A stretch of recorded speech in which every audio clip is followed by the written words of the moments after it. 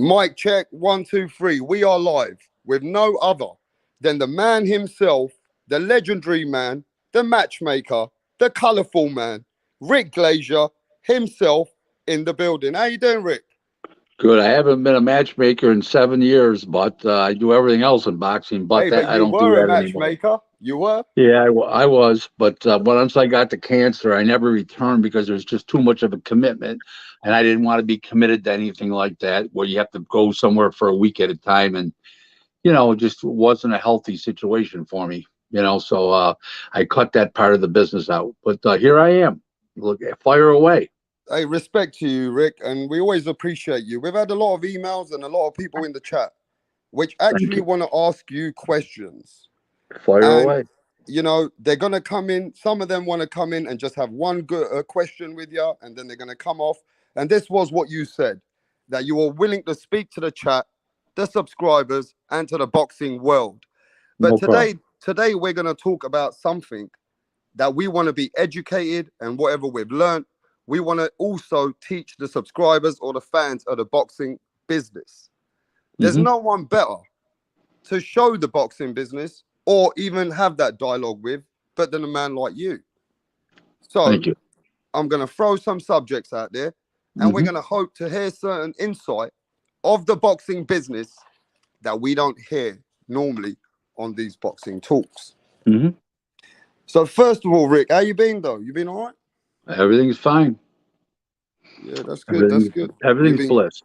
Yeah, you've been good. So yeah, we're gonna keep it moving now, and we're gonna get to the chat as well with what they want to ask you, and we'll Hmm. get to them as well. But look, Rick, the main thing is in boxing business, the fans always say one thing because they get told one thing. But we've come to realize, people like me, learning from people like you, and knowing the people in the industry, that boxing isn't what they normally tell you it is, right? So I'm gonna start with this, like I'm gonna go to today. The Hmm. sanctioning bodies. No Hmm. one else but the sanctioning bodies. How come the fans don't understand how certain fighters get pushed up to the sanctioning bodies? How come the fans have to understand that certain promoters have relationship with sanctioning bodies? The WBA, the WBC, the IBF, and the WBO. What we've realized is that certain fighters don't get mandatories. Certain fighters are sitting there for a long time, for years, and they don't get a chance to have that mandatory fight. Then we realize, how come big fights don't get mandated? Why can't they put that mandatory on Terence Crawford to fight Errol Spence? Why is Because the boxing sanctioning because he's bodies? a because he's a WBO champion, and none of the organizations rate the other fighters champion. So the WBO does not rate the IBF, the WBA, or the WBC, and it goes all the way around. So the three organizations that Earl Spence has their titles, they won't rank another organization. That's how it works.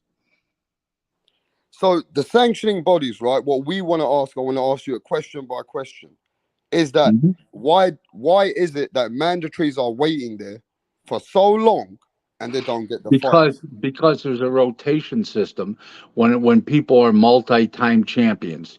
So let's just say Spence has got three titles. There's a rotation for those three organizations. So that's just how it works, because you can't fight all the guys at the same time, and you need a recovery period in between fights.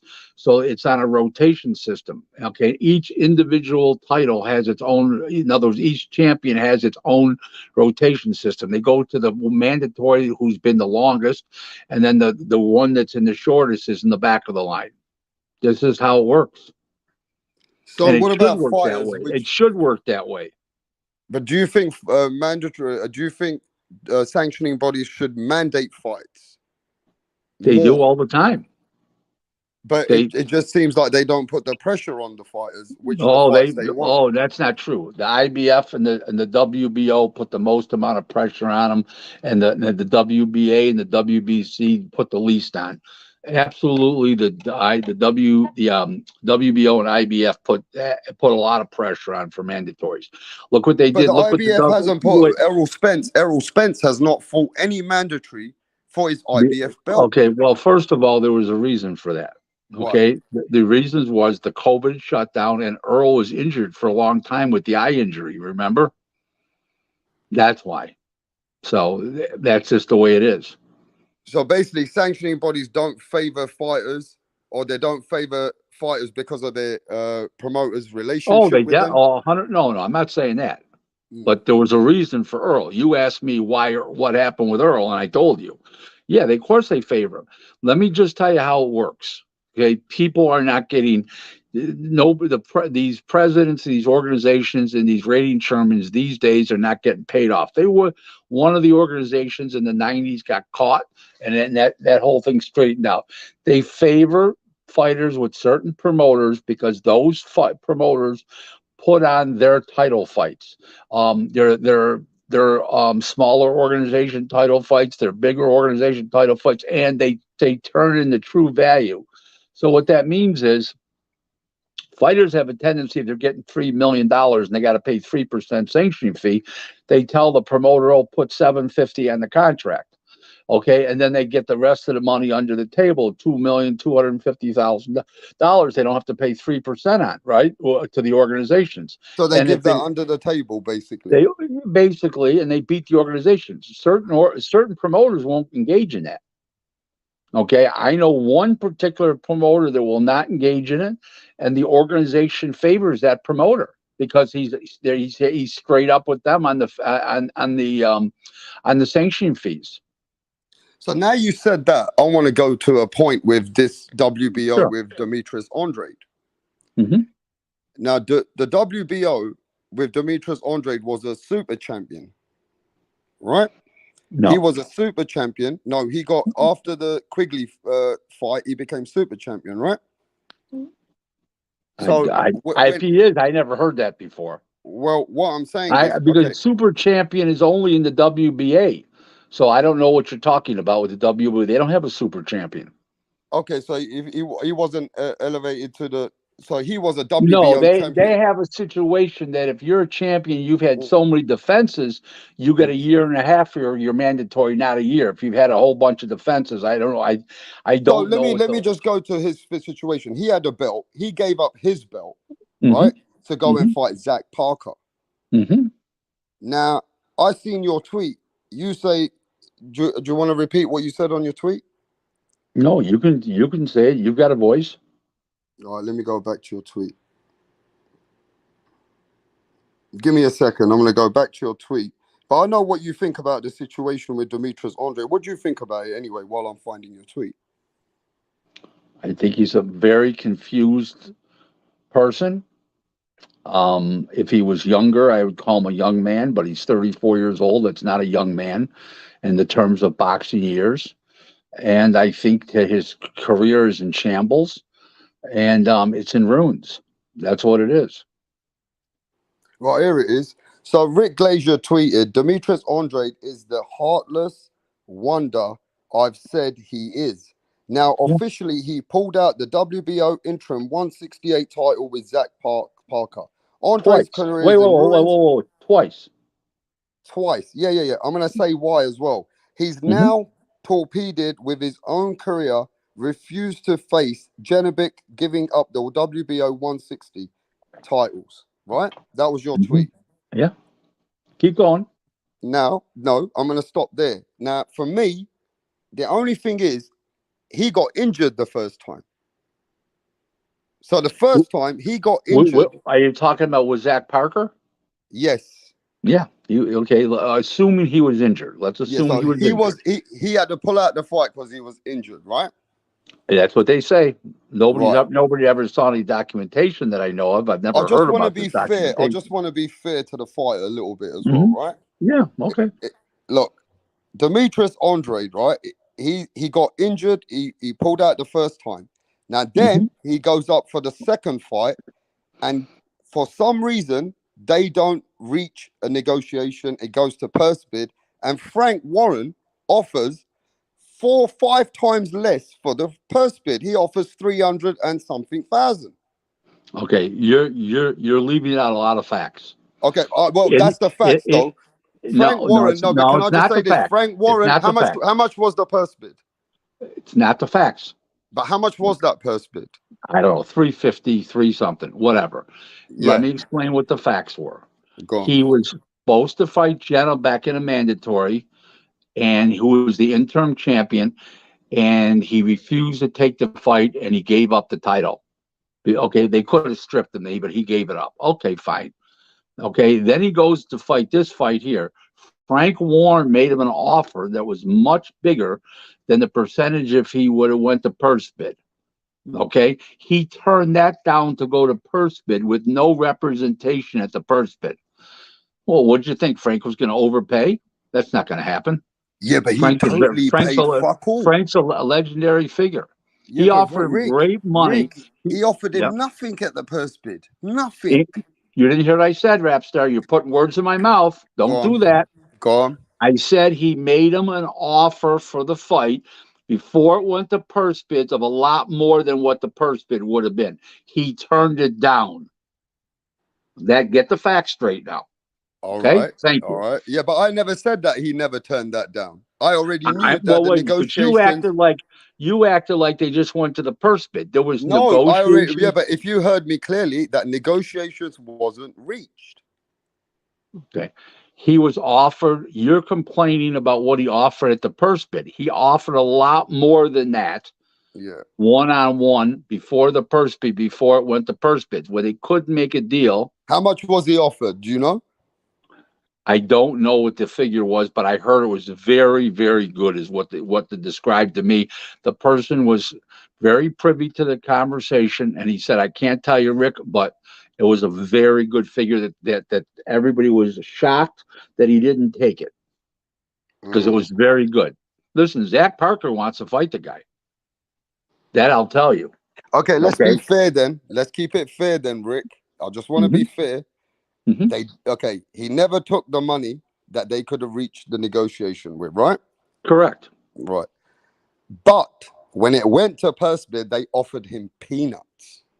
And rightfully so. But Rick, he's a fighter at the end of the day. He's risking doesn't his matter. life He in had the no ring. representation.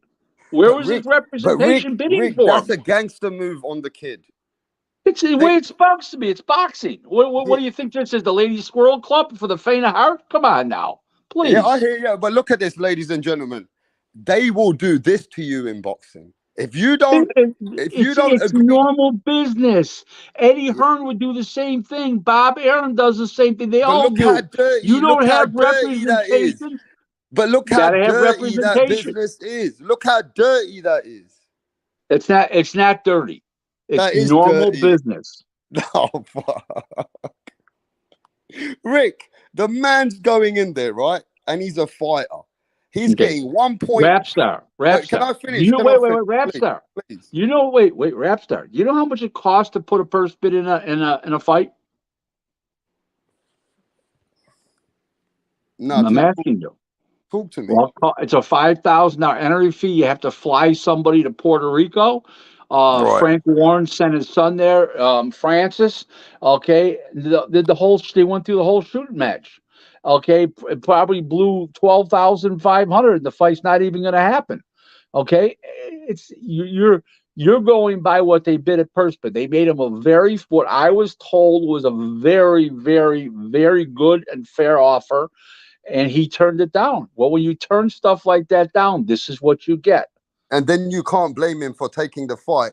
He was getting 1.8 million, 1.6 million before.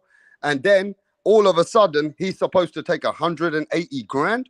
I'm going to be keeping it real. I'm going to keep it real as well. Boxing's business is like that. Boxing's business is, if you don't work it out, they can downplay you. They did it to Teofimo Lopez. They done it to Teofimo Lopez. Yeah, and look what happened to him. He lost his title. He waited a year to fight for the title because the company kept canceling the stuff. And then finally, he lost his title. So can I just make the assumption you shouldn't go against the grain of boxing? If you try to negotiate yourself or you try to be too smart, they'll basically fuck you. No. They're going to eat you up and spit you out. They're not going to fuck you. Okay, there's no fraud here. There's no thievery. Nothing. They're just gonna eat you up and spit you out. Boxing is fucking brutal, Rick. Well, it's It's a supposed to be. brutal, it's a It's the brutal hurt business. business. It's the hurt business. Yeah, but it's a brutal business, and that's why I had this live with you. That we're learning how the business of boxing works. And can I ask you But this? That fans, you're acting like that somebody's done something wrong here. Like Frank Warren's done something wrong. Frank Warren made him an offer that I understand was very, very fair. What can I tell you? all right, let me ask this question to everybody. Ladies and gentlemen, you're getting 1.8 million for the fight, 1.6 million before. You come back from your injury, and now you're No, getting no, no, no, offered. no, no, no. The timeout. He was All never right, getting now that. you didn't reach your negotiation deal behind the scenes. For Hmm. whatever reason, you never took that money, it went to purse bid. And now that you never handled your business correct, right? Listen, imagine Hmm. this. Just Hmm. imagine this. You're used to getting paid a few million. And then you come down, now you're not got DAZN with you, you haven't got Eddie Hearn, you don't have a TV network. So now you're gonna take 1.6 million. But now you come out of an injury. He was uh, never getting 1.6 million. That was a total purse bid from the first fight. He got Wait, 55. no. The total purse bid was 1.9, and he was getting 65% of that money. No, he wasn't. That's what it says. That's what I I read. don't. If it was true, I didn't know that. I That read doesn't that. make. I can put the article up in a bit. I did Okay, read that. okay. I If it, did. okay, let's say it's true. But that was Right. then. This is now. He didn't So, fight. all right. So let's just say Andre. Andre was going to get Here's that where kind of here's money. where you made a mistake. Let me tell you where you made a mistake. Okay, when he was injured, he said the fight was called off. He didn't want to do the fight anymore. He still wanted to keep his WBO title. So that's why it went to a new purse bid. If he wouldn't opened up his fucking trap, then it would have went to this original purse bid. He opened up his trap. That's all. So he caused his own demise. You got to stop acting like it's boxing's fault that he's stupid. Don't But do that. no, but I'm just going to keep it very. What I see as a Mhm. man, how do you expect to take a hundred? Okay, you can't handle your business. Didn't get handled, and now you're supposed to take 180 grand for this fight. Well, when you don't, when you elect not to pay anybody, you don't have good representation. You got a bunch of flunkies around you. That's what you get, ate up and spit out. You're Didn't acting on like Isn't you're. Andre getting played out though? It's not getting played out. He put himself in this position. What do you think? Frank was going to go pay him too much? Frank Warren? Come on now. I don't blame Frank at all. Frank did his business in a business-like manner. But everybody seems to think it's a bit dirty. Like I've seen people's chat, they're saying it's a bit dirty, like dirty business. Boxing Okay. business is very, very brutal. If you don't agree with certain terms and conditions, you could end up getting eaten up alive. Just gonna Hmm. get eaten up alive. And it seems like, this is what happens in boxing to people. And it just seems like You don't want it's to not pay people. unfair. You It's don't not want to pay unfair. people. You're You saying don't it's want not to pay. unfair. You don't want to pay people that represent you properly, and you make bad decisions. You'll get ate up and spit out. Right. All right. Well, let's keep it moving, right? Because this Andre thing, we agree to disagree. I just do think that boxers are not the smartest businessmen. You know that, Rick. You know But that. he didn't. He also didn't have good representation, did he? No, he didn't. Just to get played out like that. But Frank Warren said himself, I don't expect him to take the fight then. He don't need to take it if he doesn't want to. Mm-mm. So basically, it's like a gang. The way they treat you, I just feel like it is a bit of a gangster's paradise. It's like either take it or fuck off. No. Feels that way. If you have leverage, you have people behind you that are willing to put up a purse bid or represent you properly at the purse bid negotiations. You don't have a problem. When you run, when you are doing things that are anti-boxing and against the grain, you'll get ate up and spit out. This is what's happening here. Can't blame boxing for his stupidity. Jesus. So if you make a stupid move, you're gonna get eaten up. It's as simple as that, mate. But I And guess any that other, happens in real boxing wait. anyway, real In life. any other business, the stock market, high finance, real estate, doesn't matter. You're going to get ate up and spit out. Yeah. Well, at the end of the day, does he still? What would the WBO do for Demetrius Andre now? Would they Probably still strip. into? They're gonna I'm probably. hearing that they I would might. say. I'm going to say they're probably going to strip them out of the rankings because when you turn down a purse bid like that, after it goes to purse bid, they'll take you right out of the rankings. This will ruin Demetrius Andre's career, 100%. and He's done. that's some kind of gangster stuff there.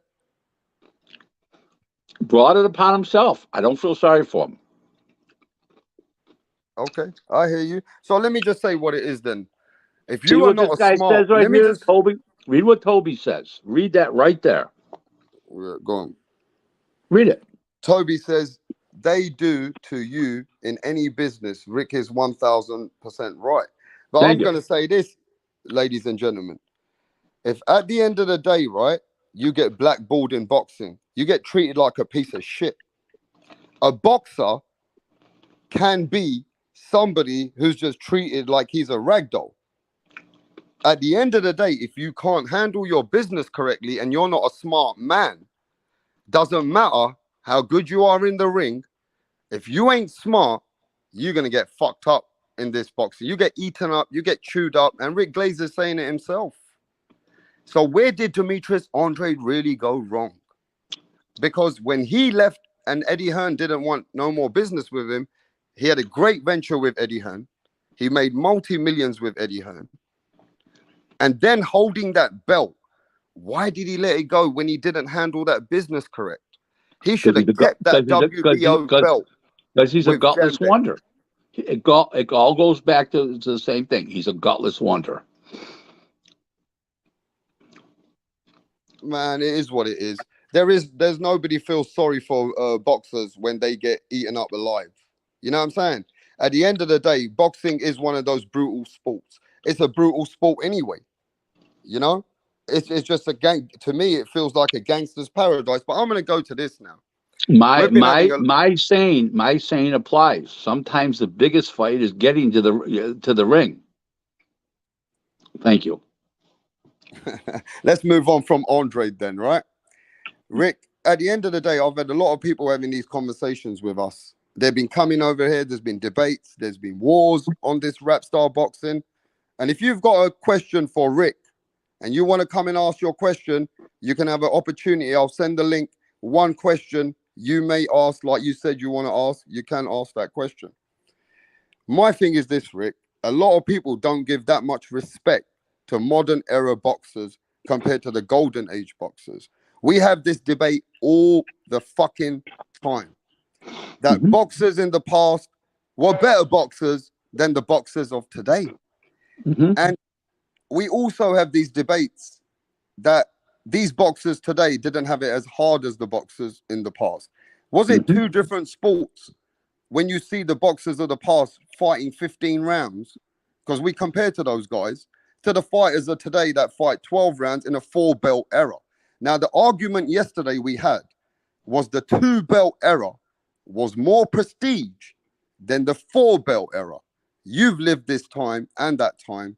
Can you tell me what you think about that? Well, I believe it's true because you had you fought better fighters every time out back then. Okay, and like it was like murderers row. All the contenders today, it's not like that. It's not murderers row. Um, the fighters don't fight as often. Quoting Al Heyman, when a guy when one of his guys wanted to fight more than one world title fight every year, 15 months, he said, "Why would you want to do that? You'd have twice as much chance to lose your title." With answers like that, I mean, this is what it's all about. I mean, they don't fight. They just sit around, and that's why when you have a guy like a Bam Rodriguez, who's already fought in 3 times this year, is going to fight a 4th time in December. You have guys like Shakur Stevenson fighting three times a year. That's the where it's at. That's old school shit. These guys want to fight once a year. They talk about the recovery time they need because they got to get trained themselves to make the weight, and it just the excuses are crazy. So there you go. So you think also the older era was more of A, a a thousand percent. Let me explain to you why the older fighters knew how to fight, and these younger guys don't know how to fight compared to the older guys. All the tricks of the trade and the roughness and everything else, and they fought more often. Kids used to go home, back and forth. Okay, I don't know what this guy's writing here, but whatever. what are He's you going writing? too fast. I don't know. Zachary Parker could lose the fight, but if Frank knows he's the only bidder, he can lowball him, and he knows Andretti will pull out. Well, yeah, but he didn't lowball him because he gave him before a very fair offer. I understand. So that was Andrade's fault. You can't blame Frank because Andrade's an idiot. So people used to fight on the way home from school every day. They used to fight in the schoolyard during lunch. They used to fight after school in the schoolyard and on the way home. They don't fight anymore. They just stab or shoot your ass. Okay, so these kids don't learn how to fight till they get in a gym where they knew how to fight years ago before they got in the gym. They got in the gym because they knew how to fight, and they thought that they could do well in the gym, or somebody saw them fight and saw it. Okay, and it's a different era today. I mean, guys like Sugar Ray Leonard, Roberto Duran, Marvelous Marvin Hagler, these guys, they were great. I mean, they knew how to fight. I mean, they weren't called the Four Kings for nothing. Today, we got the Four Queens. They don't want to fight anybody. So that's just the way it is. And I'm very convinced that these fighters years ago were better fighters skill wise. I'm talking about from the 70s and 80s, and they were in better condition because they could go 15 rounds fast paced. Go look at Roberto Duran and Sugar Ray Leonard, 15 rounds. Today they can't even hardly get through 12 rounds. So the reason for that is because every time they get in the gym now, they fight so infrequently. They're trying to lose weight. They're not trying to get in supreme shape, and they're not learning their craft. They're strictly on a diet. That doesn't work. So you heard that, guys, yeah? Rick Glazier actually has been around all those times of boxing, so it's hard to debate him unless you've been around that time. Now, where are the Peters today? Where are the John McSmiths? And where is the Mirages? And where is Real Boxing TV? Where are these people which always debate about this and wanted to ask these questions? I'm asking these questions for you guys. So where are you right now? Is it that Rick Glazier scares you or something?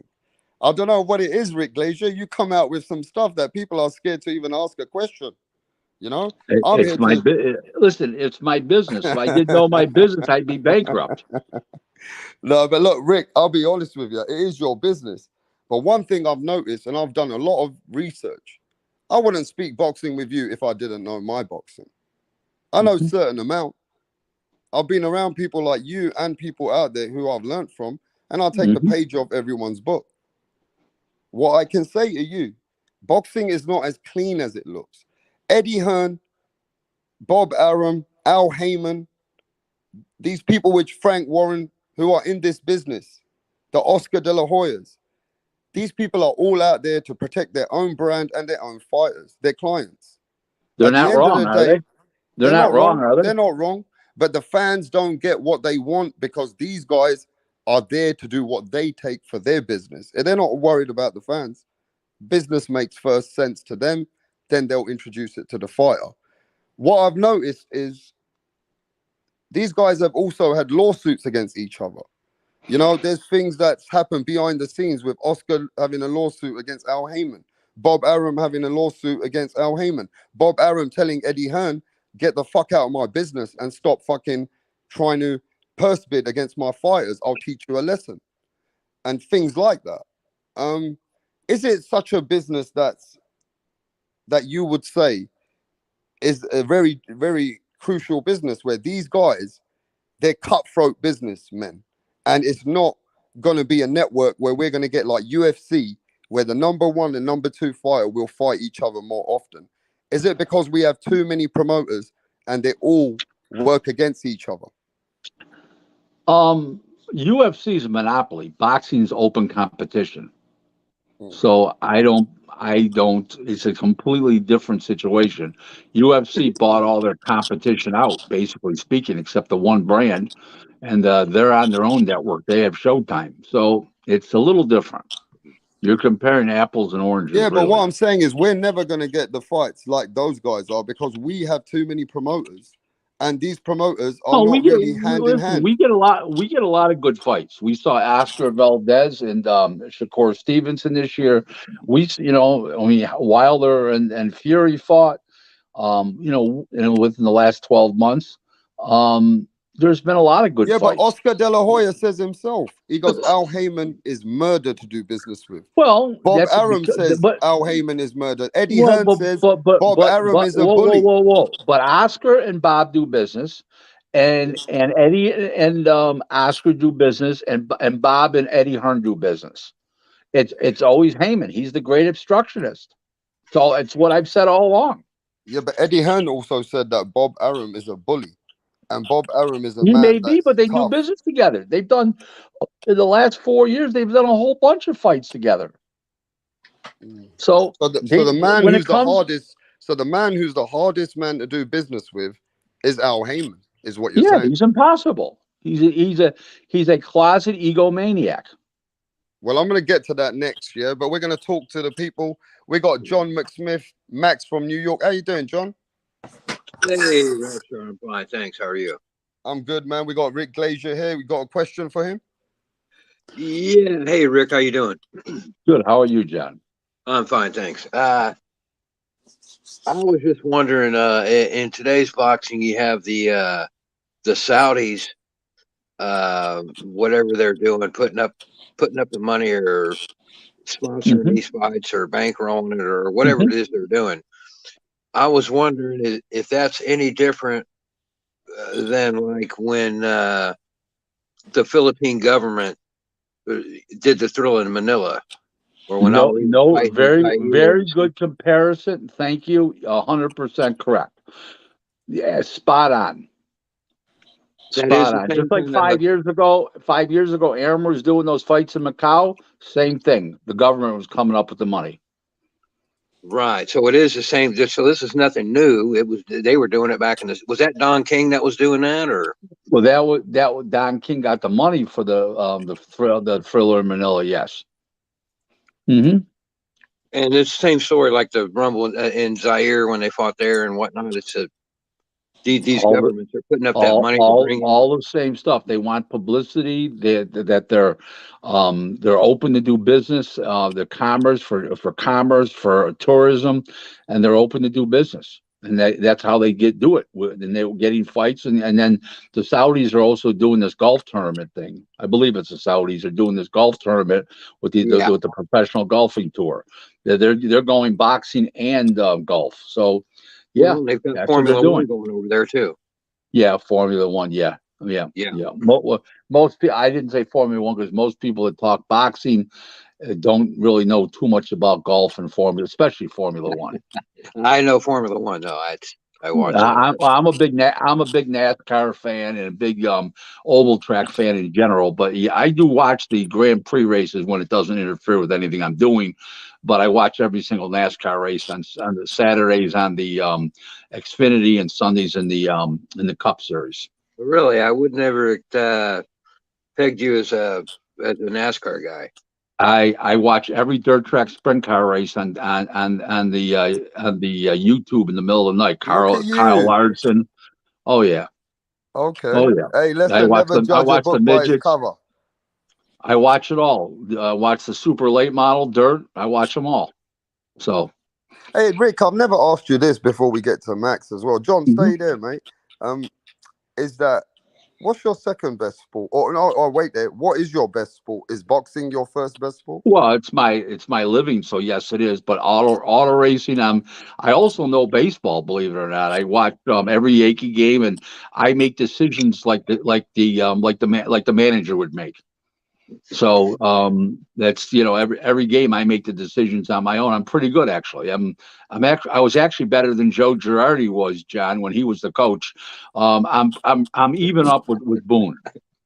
I'm no better than Boone, but I was better than Girardi.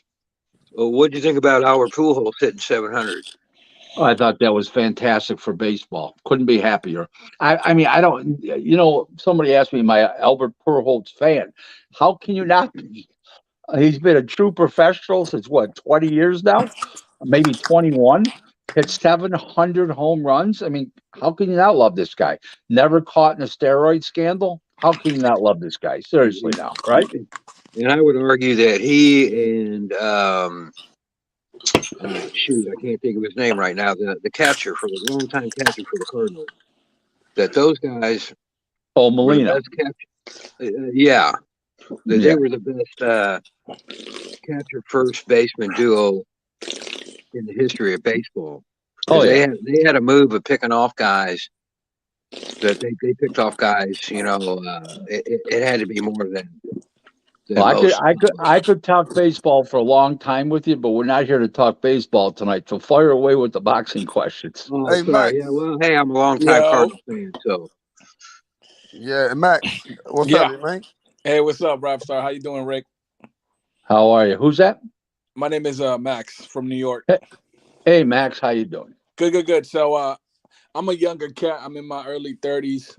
So I have a question for you. Given your experience and your time in the boxing industry, we have this debate quite often on the Rapstar channel. So mine is kind of like a two-part question.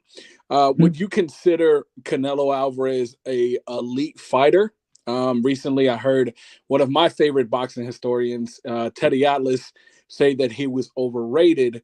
And then my second part to that question is, if you do think he's an elite fighter or a great fighter, do you consider him the best Mexican fighter of all time compared to the other guys like Salvador Sanchez, Julio Cesar, and Oscar La Hoya? That's my question. Well, I think he's an elite fighter. Okay. I'll give you the answer why. He's making 50 million a fight. How could he not be elite? It's Okay. about business. Okay. You can't argue with that. I mean, other fighters are making 5 million. He's making 50, so he must be elite, or they wouldn't be paying him 50 million. Is that correct? no. I see your point. Yep. I see your point. No, Okay. that's not correct. As far as ability, is he elite? Yes, he's elite too.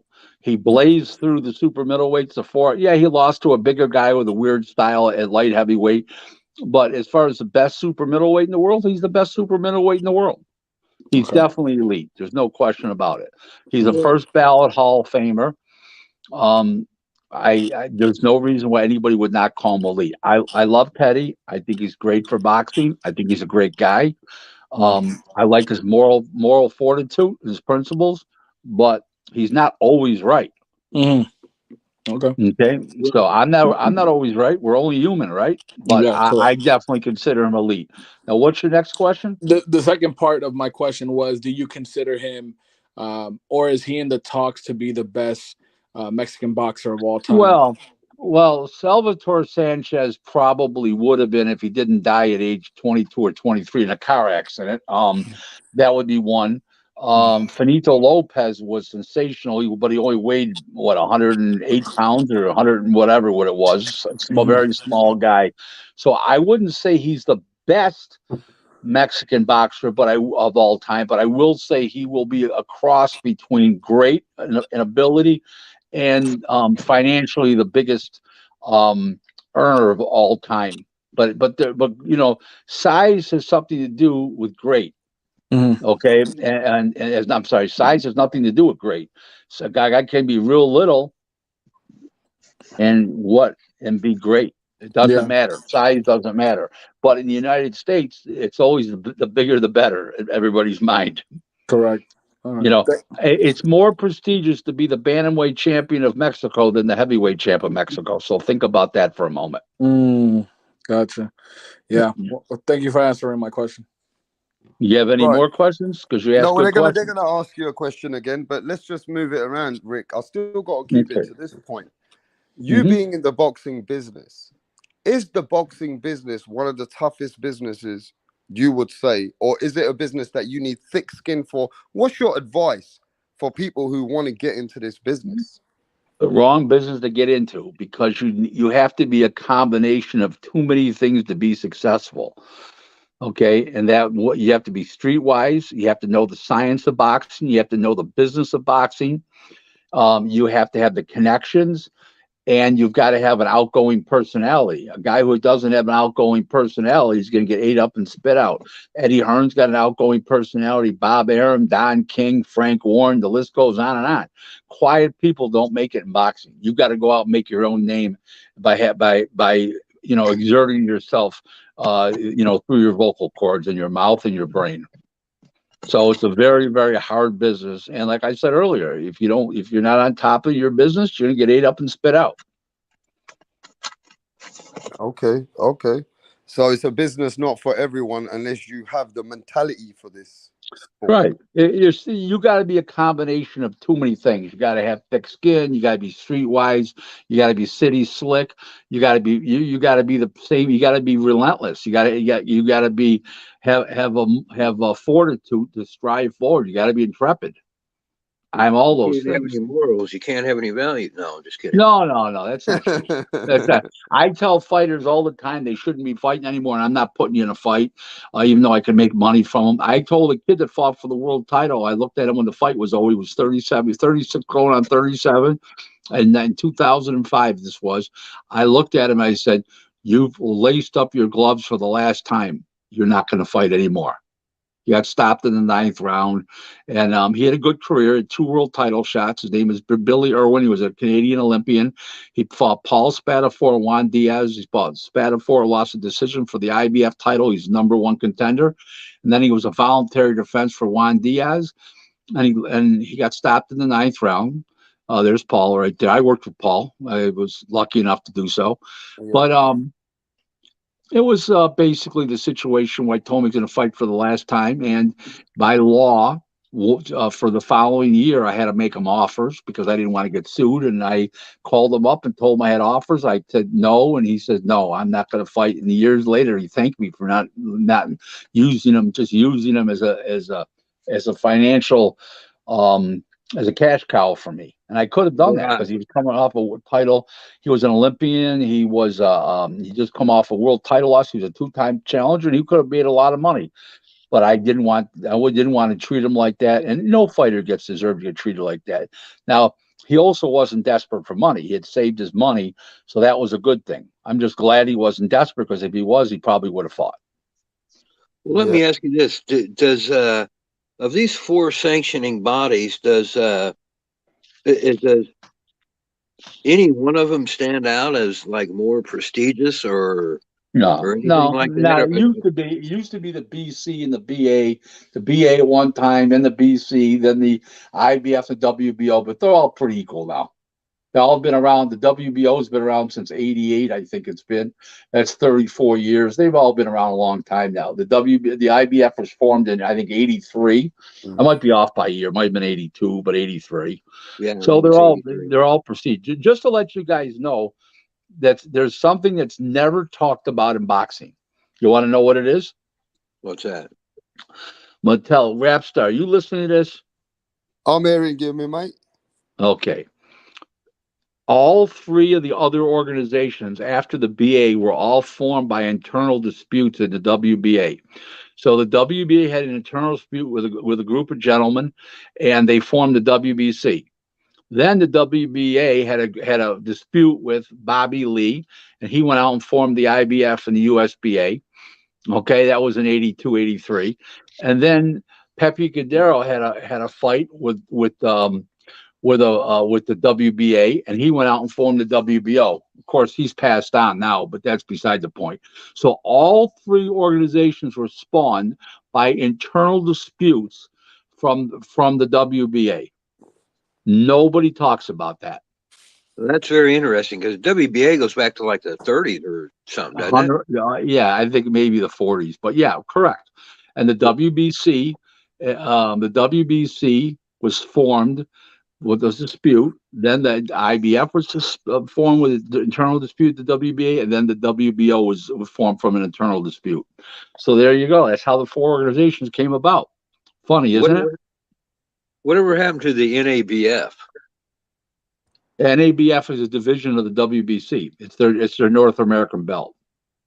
They still fight. They still have that org. Yeah, they just had their convention Rick, a couple weeks ago. And also, Yep. Rick, I want to ask Rick this question. I know that the IBO is not recognized by many people in boxing, right? But is the IBO got any weight now? In many years, No. has the IBO are they able to bring anything to boxing now? No, their titles are not looked upon as a legitimate title by the TV It's been network. a decade, hasn't it? It's been a while now. It's been more than a decade. It's been like 20. It's been like 20 years, but it doesn't.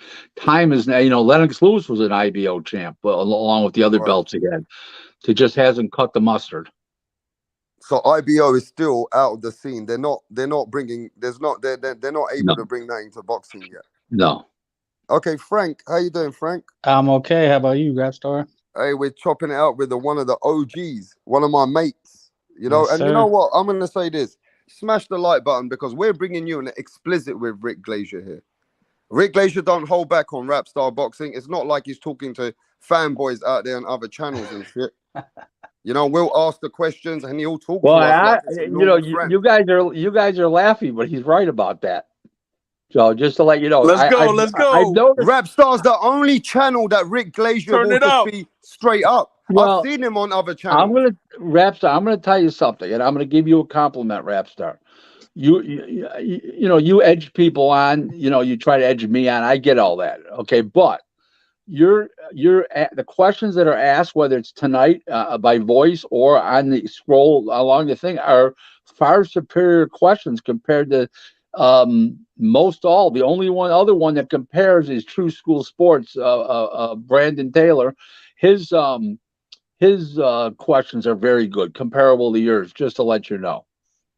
Well, look, put some respect on Rapstar Boxing knowledge. Rick Glazier is saying that this is the best questions he gets asked every time he's here. You don't get it more real than what you get it here. Yeah, but not only from you, but from your observers too. From my Both. people, from all of us over here. You understand this channel? They don't hold back over here. But Frank, get your questions off with my mate. Mr. Glazer. It's a kind of a two-parter. Is boxing being the niche sport that it is? When do you feel it became a niche sport, and do you think it'll ever it'll become mainstream again? It's a funny thing.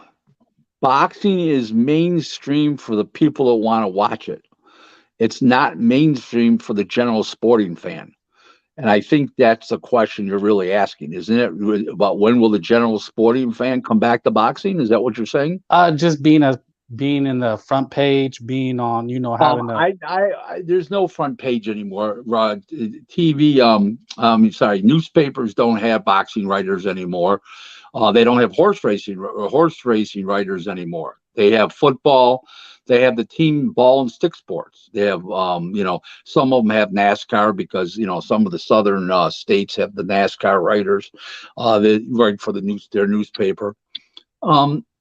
Until we put together the bigger fights and the better fights, and that the general public will be interested in, like the Wilders versus the Furies. Here's where we go wrong. Okay. And I told this to everybody and nobody listens, but it's true. If you put Fury on regular TV over in the United States, leading up to a pay-per-view, and you put Wilder on, let's just say, for instance, a week apart, and they're going to fight 10 weeks from now or 3 months from now, and you build it up that way on free TV in the United States, but they still get the foreign TV revenues, the gate, the site fee, and you can build it up. You would get 1.5 million people instead of 875,000 people watching, because you're building it up. That's what Oscar De La Hoya did, and Julio Cesar Chavez when they fought a doubleheader on HBO. That was on HBO, but that's what they did.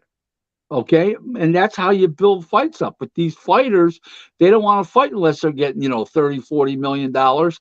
And if they fought for 10 or 12 million, they would get a lot more, and the promoters would get a lot more. They'd make more money in a bigger fight. And you don't even put them in a risky fight. Just put them in with a regular guy that can't punch right in front of you, that they dispose of in 3-4 rounds. But everybody wants to take the big buck, and they don't want to work for the short buck to get to the big buck. And that's the problem, and that's a big problem, and that's why we're not attracting people anymore. We're not attracting the amount of new fans that we should be, like UFC is and stuff. Their matches are more competitive. It's just the way it is. What does it say? Did Rick Glaser know how? No, he died way before I was in boxing. Okay. Thank you. Yeah. That was thank you for that answer. I got another question. All right, let's keep it moving. Max, keep it moving, bro. Yeah, so I have another question. So I want to know, Rick, your thoughts, and this is again another big debate on this channel.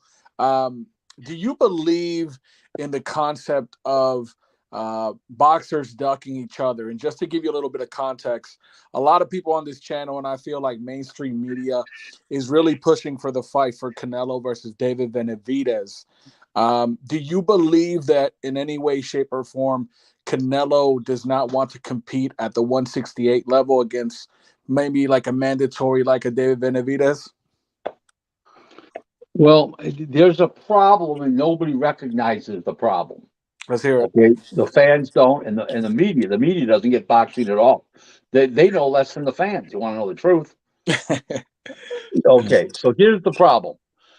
You're taking from the same audience Mexicans and Mexican Americans when David Benavidez and fight, and you can't pay Canelo $50 million to fight another Mexican. Now, if he's fighting a white guy, a black guy, or a guy from the UK, you can pay Canelo that big money because you're bringing in more demographics from different markets. You're taking from the same market. If David Benavidez fight that Mexican and Mexican national Mexican American market, where if you have a black fighter, then you have more interest. You have a white fighter. That's why he fought Plant, a white guy. That's why he fought all those guys in the UK. They brought their own TV package to the table. Yeah. Okay, and you don't have that when you fight David Benavidez. It's the same market. So Right, that's one of the reasons why it's hard to make the fight. It's going to be hard to make him and Zorro for that reason for a lot of money. What is this question here? Boxing Knowledge. Ask Rick what he thinks about Fury. Yeah, I just want to say this, Rick. The people are really involved themselves. Hawker Mustang is a big subscriber, a very hardcore boxing fan. And he says, Rapstar Boxing Knowledge, ask Rick what he thinks about the Fury and AJ fight where Fury says he hasn't made the deadline. I mean, do you know anything about the Fury? Is that Fury playing the fans? Fury's just playing the fans, and right? Frank Warren and Eddie Hearn both says he jumped the gun, but he's the fighter. He's in control. But who's going to pay for him and Manuel Char? Nobody's going to pay for that. That's dead on arrival. So this is just Fury playing the mind games with the people again until he gets this fight or something. Listen, right? I got a nephew that's a prison guard. Okay, great kid, big strong kid. Okay, if Manuel Char owed him money, it'd be even money.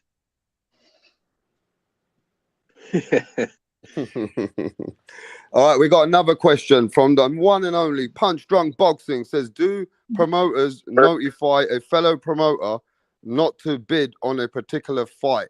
Do they have, do they work behind the scenes to say, hey, don't bid on this? Like, come on. It happens. It probably happens once a year. Of all the purse bid fights, it probably happens once a year, I would say, on an average that I know of. So there you go. I got a question. Go on. Mm-hmm. You were talking about, Rick, you said, to make it in the boxing business, you got to be outgoing. And somebody asked earlier about boxing being mainstream and whatnot. And I found it curious that when Tyson Fury won the title from Wilder, how come we didn't see him on like Jimmy Kimmel and Jimmy Fallon and The View and Today Show and Good Morning America and making the talk show because he's a character. He's outgoing. I could never figure out why It hasn't why been, he it didn't hasn't been market him. that it hasn't been that way in years, and the reason for that is those guests or some of those guests pay to get on. Now their backers pay to get them on, whether they're singers going to try to make it with a hit record. That business changed altogether. People used to just come on there for the sake of going on. It's not like that anymore. You buy those slots now. A lot of those slots. All right, I got this Really? question for Rick. We had a debate the other day, Rick, on this channel, same Mhm. channel. And John McSmith made a good point that Mhm. judges, a lot of us always make swing rounds. Oh, this is a swing round. That's a swing round. We don't know who won that, but we're going to give it to this guy. And he says that round, why don't people give 10-10 rounds anymore? They used to give it before. There used to be a lot more judges giving even 10-10 rounds. Why is it that Because they give because swing rounds because the, more because than the, 10-10 rounds? all the boxing commissions have asked the referees to give a decision on each individual round. Okay, and that's why they don't do that anymore. Okay. Wow. Wow. Do you think they should be 10-10 should be back? When I say the boxing commission, I'm talking about in the major states. It's been like that for a while now. It's not even this. It's not this generation of boxing commissioners. It's the prior one. All those guys don't have their jobs anymore. They're retired, or they got booted out when the new governor came in, or something.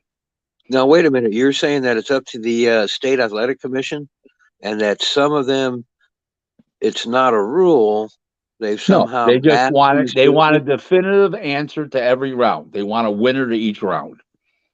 All right, Rick, you're going to make this fast. We had a big debate yesterday, and some people say that Muhammad Ali was a little bit of a fighter that put in the right place at the right time, and what he did outside the ring made him more greater inside the ring. Um, John McSmith had this debate as well that Ali is not the greatest. And what do you think of Muhammad Ali? Was you there at that time? Because it was before my time. Well, I was a fan at that time, but I was a young man, but I wasn't in the business at that time. I entered the business in '91. He retired in '81. What do I think? I think that I have him rated as the fourth greatest heavyweight of all time. There you go.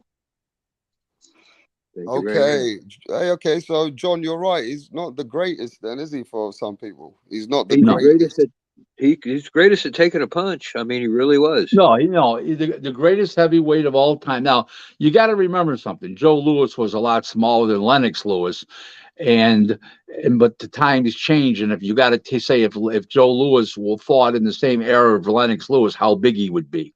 You can't go by he's punching at a little guy, because you can't go by that. Because if they fought in the same era, Joe Louis and Lennox Lewis would in Joe Louis' era wouldn't have been that big, and Joe Louis wouldn't be that small if he fought in Lennox's era. But you take the fighters. I have Joe Louis number one. I have Larry Holmes number two. Lennox Lewis number three. I have four Ali. I have five George Foreman. I have six Jack Johnson. I don't know, but I have Mike Tyson and Rocky Marciano. I think 13 and 14. So, who? So basically, you already told your top three because Tip Bayless wanted to know your top three. Yeah, it would be Joe Louis, Larry Holmes, and Lennox Lewis. Okay. Okay. So, here's Larry another Holmes question above for you. Lennox Lewis? Here's another question for you. Where is he gone? Anthony says, Rick, do you believe it's all about the money if they give 10-10 rounds in a fight? These big time promoters might lose a ton of money. No, they just want to defend a winner and loser at the end of a fight. That's all. Okay. I Okay. have a question for Mr. Sure. Glazer. Sure. This was debating last night, boxing, and I want to know what your take is because I know you consider the business of boxing. Do you go by resume more or accolades? As far as what, basing it on what? All great, Trying to all time rank pound greatness. for pound or who's the best today? I go by everything. I go by eyeball. I go by, what I can see myself, what I thought of the fighter's abilities. I go by resume. I go by, what happens if he would fought in this era, and he was a smaller guy and he fought in that era against that guy. If you're talking about all-time greatness, but it just depends on the weight class. You got to remember something. Heavyweights weigh way more now than they did way back in the day. I'm talking about Ali weighed, Larry Holmes weighed 209, 210, 211. Leon Spinks won the heavyweight championship of the world in 1970, only weighed 197 pounds. Okay. But you've got to look at it this way. You got to look at it as on ability and how much punishment they can sustain. And you've got to look at all the things. Did they always come in shape? Were they true professionals? Like Larry Holmes is always in shape. Certain fighters are 100% always in shape. Some people aren't. So you got to take all these things into consideration. But you also have to look at, like I said, if Lennox Lewis fought in Joe Louis' era, how would he do as a smaller man? And if Joe Louis fought Lennox Lewis, how would he do as a bigger man? Because you can't go by the physical side. Because if you go the physical sides, Lennox Lewis would have knocked out Joe Louis in 1 or 2 rounds. It's the way it is. He's so much bigger and taller and stronger. Another question for the boxing world to Rick Glazier. Did you ever do business with Don King? Oh, yeah. I was his right-hand go-to guy, outside guy. He was technically a client of mine. GlazerBoxing.com did business with Don King regularly daily from 2003 up until 2016 when I developed cancer in October of 2016. And after that, Don was in semi-retirement. I couldn't travel for 3 years because of the cancer. So, we're still friends. We talk all the time on the phone. I love Don. He's been like a father figure to me. I have nothing negative to say about Don. He paid me every time I had coming. He overpaid me. He's not overpaid, but he paid me more than I had coming sometimes. I have nothing but respect for the guy. He treated me well. If I brought him a fighter, and not that I managed, but I brokered a deal for him, and he went through me for negotiations with that fighter. He treated that fighter with respect. I have nothing negative to say about Don King. And listen Zero. to this, ladies and gentlemen, especially for the younger people. Rick Glazier did business with the OG Don King. You got to put respect on Rick Glazier's name. That he's been in business with a lot of big names. You understand that, the panel? Max, John McSmith, Frank. You guys understand that he's been in the game before our time. I'll tell you guys a funny story. If everybody's listening right now, I hope you enjoy this. This is really funny. So I went to the Pro Bellum shows in Dubai back in March.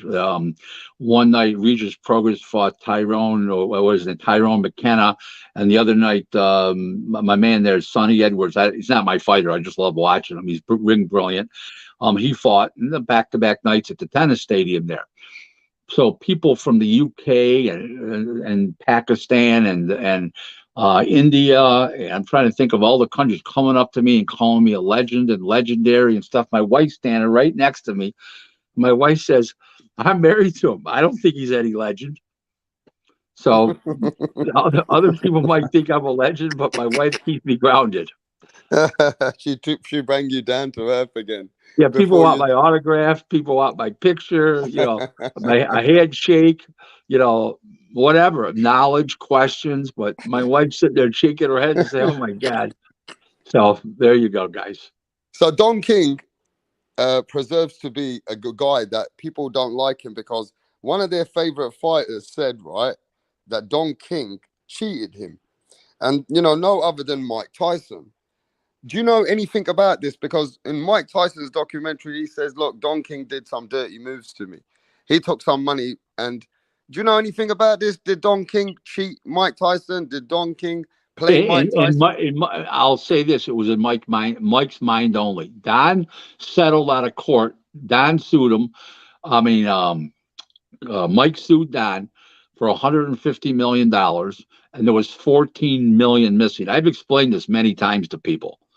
Now, they handled $1 billion between 86 and in 1990. Then he went to prison. He came out 95 to 97. Total amount they handled $1 billion. They found out there was 14 million missing. You know what percentage of 14 million of what percentage of $1 billion is $14 million? It's 0.00014. Now, if you consider that stealing, how about that it was lost in the shuffle? How about that he would tell Mike, Mike would tell Don, oh, my baby, I got baby mama drama, send her 200,000. I want to buy this woman a Range Rover for 50,000. I want to buy her a Mercedes. I want to buy her a Rolex. The money was going out and it was not accounted for. There was no thievery. Get that out of your head. He did not rob Mike Tyson. That's in Mike's mind only. Okay, so that was just bullshit because Don King Brank, so they generated $1 billion out of Mike Tyson. Who taught Rick the boxing business? I'll tell you who taught me the boxing business. That's a good question. Hey, let me just give a guy named Mike Aker, who passed away a year ago, January, not this January, last year, in 2021. He's from Erie, Pennsylvania. He had Hector Camacho, Roberto Duran, Paul Spadafora. He took me in 91 like his long lost brother. Then I met Ron Katz, who was working at Top Rank at the time. He helped me next. Then I met Bruce Trampler. He then helped me. Then I met Don Majeski, and he's a legendary figure in boxing, a behind the scenes guy, but he's legendary. He helped me, and then Don King helped me. So although the combination of those fine gentlemen, basically the five of them, those were my mentors in the boxing business, and they all helped me, and they taught me the business from the ground up. And I've always, when I got inducted in the New York State Boxing Hall of Fame last year, I mentioned all five of them, and thanked all five of them. Even though Mike had passed away, I did, bring his name up and out of respect and say, hey, these are the people that have got me to where I am today. If it wasn't for these people, maybe I'd just be a regular guy in boxing instead of being well known. I always say some people don't respect me, but if they know me, they truly know me, they respect me. There's a lot of people that don't respect me, but that's their business. I actually don't say this to you, Rick. And, me and you are going to chat up behind the scenes soon about certain things in boxing, because I do want to pick your brain soon, is that I respect and admire you as well, how you dealt with cancer, because you never complained about it. Right? No. What are you going to complain about? You got it. I know, but let me just say this, Rick, and I've never said this to nobody or even on the channel. I lost my half sister on cancer. So when I heard about your story, and I've seen how strong you've been about it, and I've seen that, you talk about it like it was just an episode.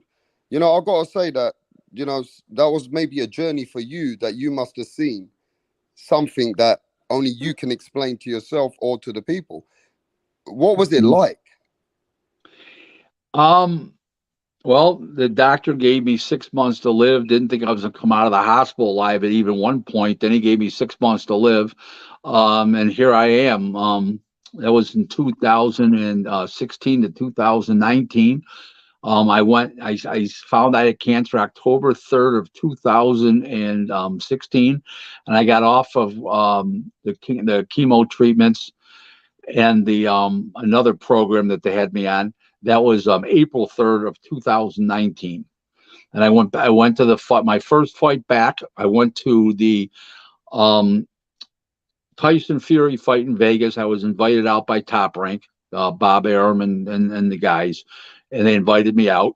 And I went to the Tyson Fury Thomas Schwartz fight at the MGM, and had a great time. And I was back.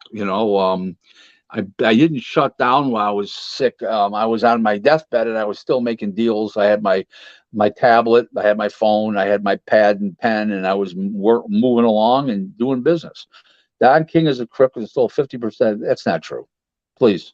You're listening to propaganda, bullshit, and everything else.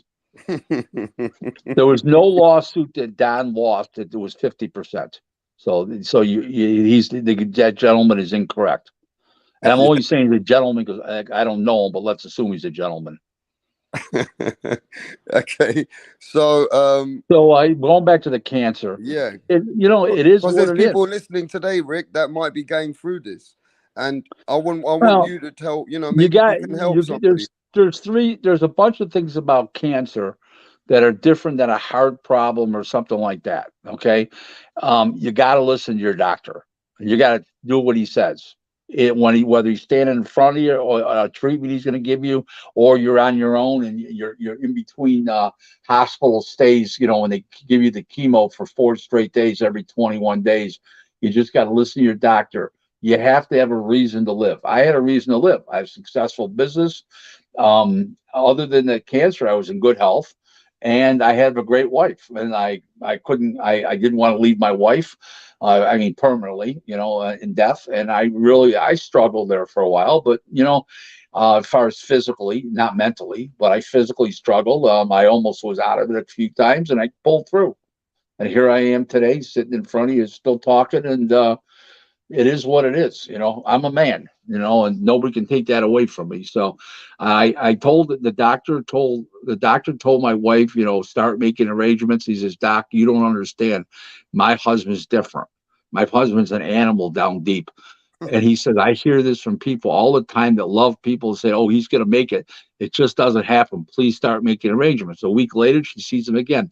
Did you start making arrangements? She said, I'm not making any arrangements. He's coming out of here standing up. Well, what happened was when I finally was able to go home, they were going to send me home in a wheelchair, basically, and basically with a wheelchair, and they're going to take me out on a gurney. And I said that isn't happening.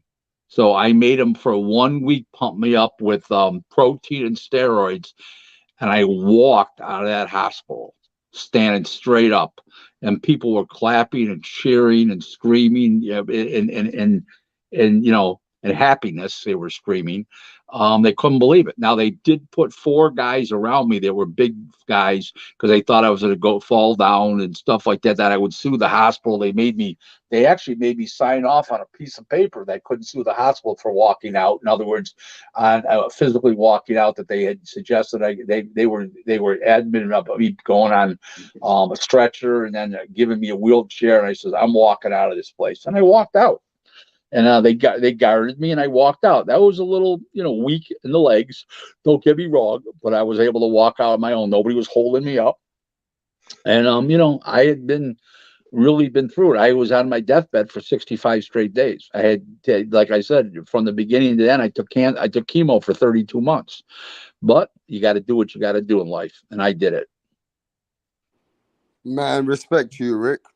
Respect, man. And you know Did what? I ever do any interviews with Jose Sulaiman? Jose Sulaiman was a friend of mine. We used to go to dinner in Vegas, New York, South Florida, Atlantic City, Vegas, LA, and he was a great guy. I loved him dearly. I still love him. I just happened to miss him.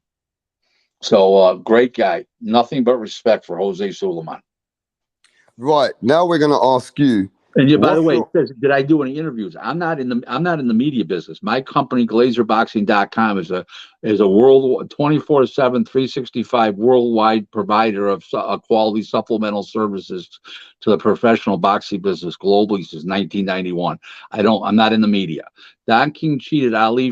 So take this guy down, will you? Rick is insane. Stop lying. Take this down. Yeah. He didn't treat fighters any different than anybody else did. Okay, stop. Gotta stop, please. These guys don't know the facts, eh?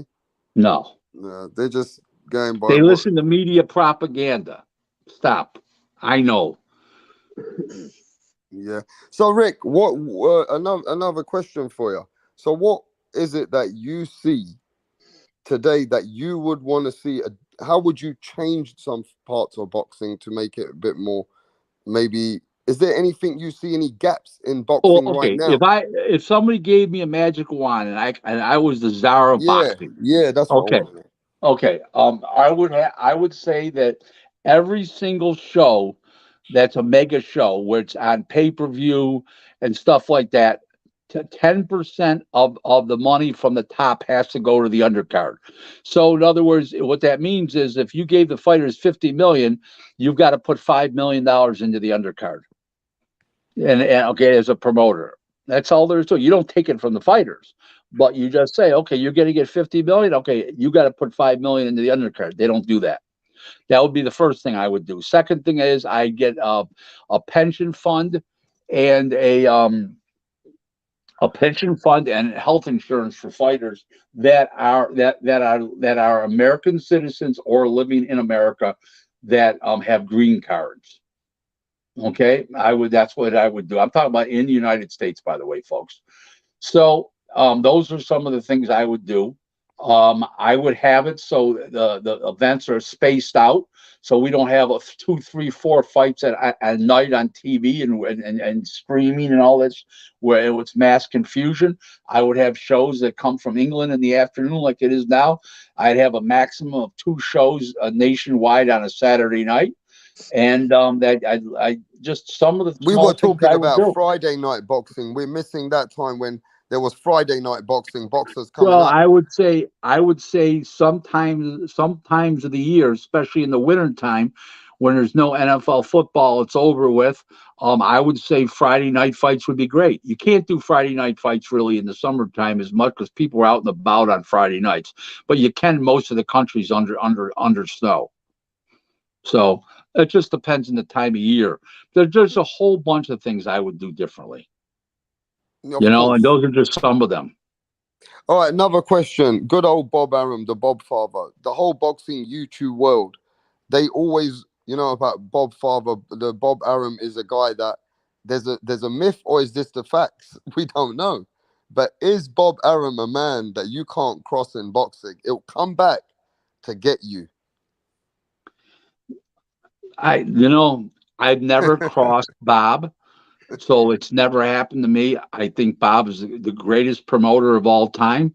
I think he's a great guy. I have nothing but respect for him. I've done business with Top Rank since 1993, and I have nothing negative to say. Now, have people crossed him and come off on the short end of the stick? Absolutely. Just like they've crossed Frank Warren, Don King, Eddie Hearn. They cross any of them, they're going to come out on the short end. So they're the ones with the power. They're the ones with the money, waving the magic wand. They can control you. They have that ability. Bob Arum has a very big influence in boxing, it seems. And it seems like him and his company, they're majority shareholder in this boxing world. And he has relationships with everybody around the world, And it was good for you to tell us that Bob Arum's company will still carry on if we ever lost Yeah, Bob yeah, Arum. yeah. Well, I'm not saying they won't get bought out. That I didn't say, but I don't know that. But as far as being able to carry on, oh yeah, His everything's legacy. in place. Oh yeah, And who who everything's in who place. can you tell us who are the most powerful people in Top Rank is after Bob Arum? Who are the Well, people who are running his the fight? I don't know what you call it, his stepson. Um, I don't know what the legal definition would be, but his wife from her first marriage, I guess it was, has a son, Todd DeBuff, and he runs the company daily. The chief operating officer is Brad Jacobs. The director of boxing is Carl Moretti. The 2 matchmakers are Bruce Trampler and Brad Goodman. And then you got the CFO. I don't remember the CFO's name anymore. I've heard it. I don't remember. I don't do business with the CFO there, so I don't know. Then they have in-house lawyer Jeremy Kriegel. Everybody does what they're supposed to do. They got 40 employees. So, they know what they're doing. Okay, and the other thing we do want to ask you before you go anywhere is any news on this Errol Spence Terence Crawford? Because I don't think it's going to happen. now we're getting to the point it was meant to be at a point on November the 19th. And November the 19th is coming around the corner. So how long are they going to promote the fight?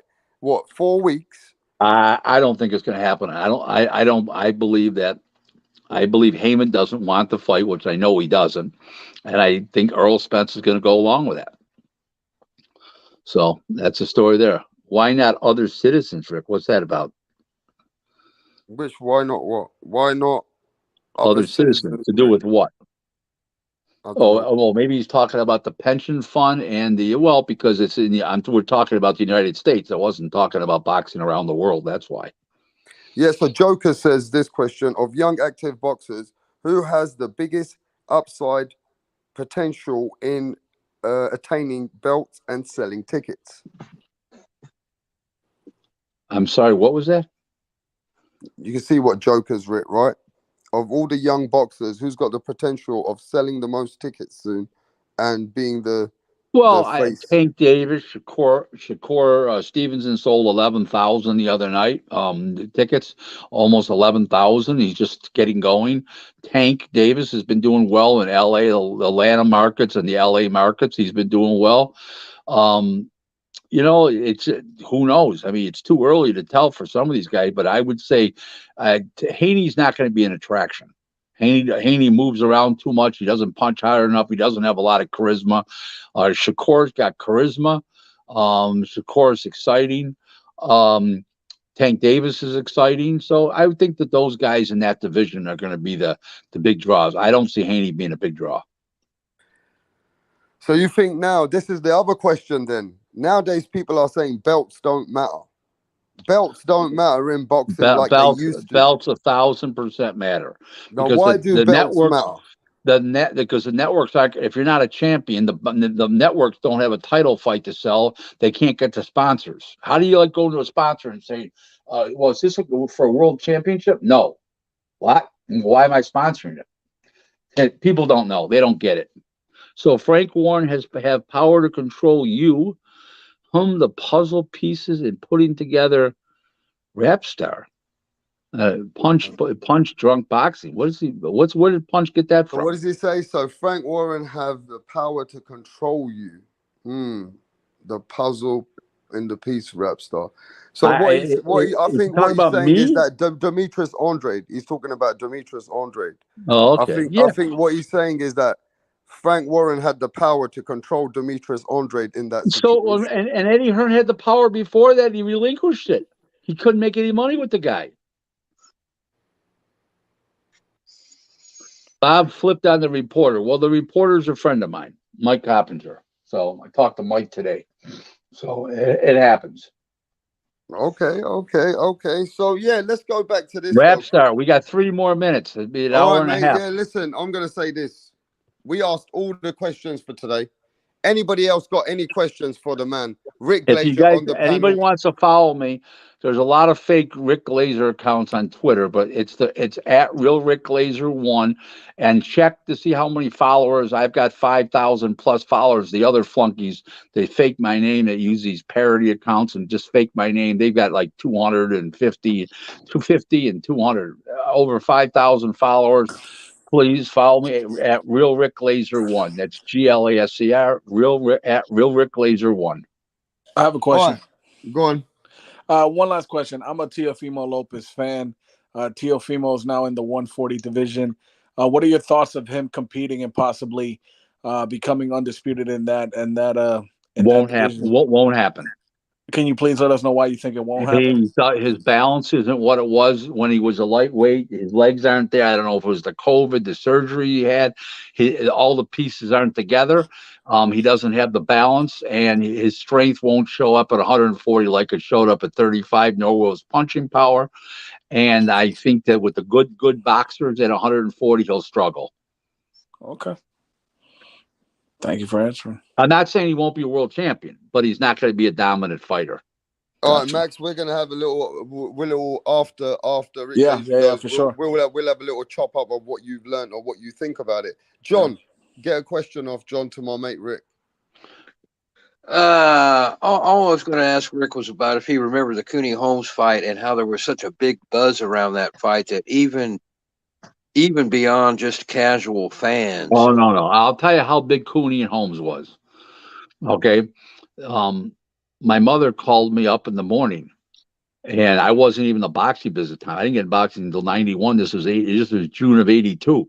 Right. My mother says, you're going to watch that big fight tonight, aren't you? That's my mother, and she's oblivious to anything. That's how big that fight was. That was bigger than life. That was Yeah, bigger than life. I'll give you an idea how big that fight was. And another thought at the time.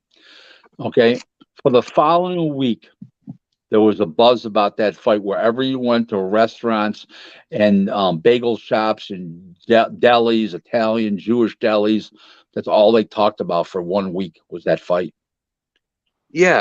And my question was going to be,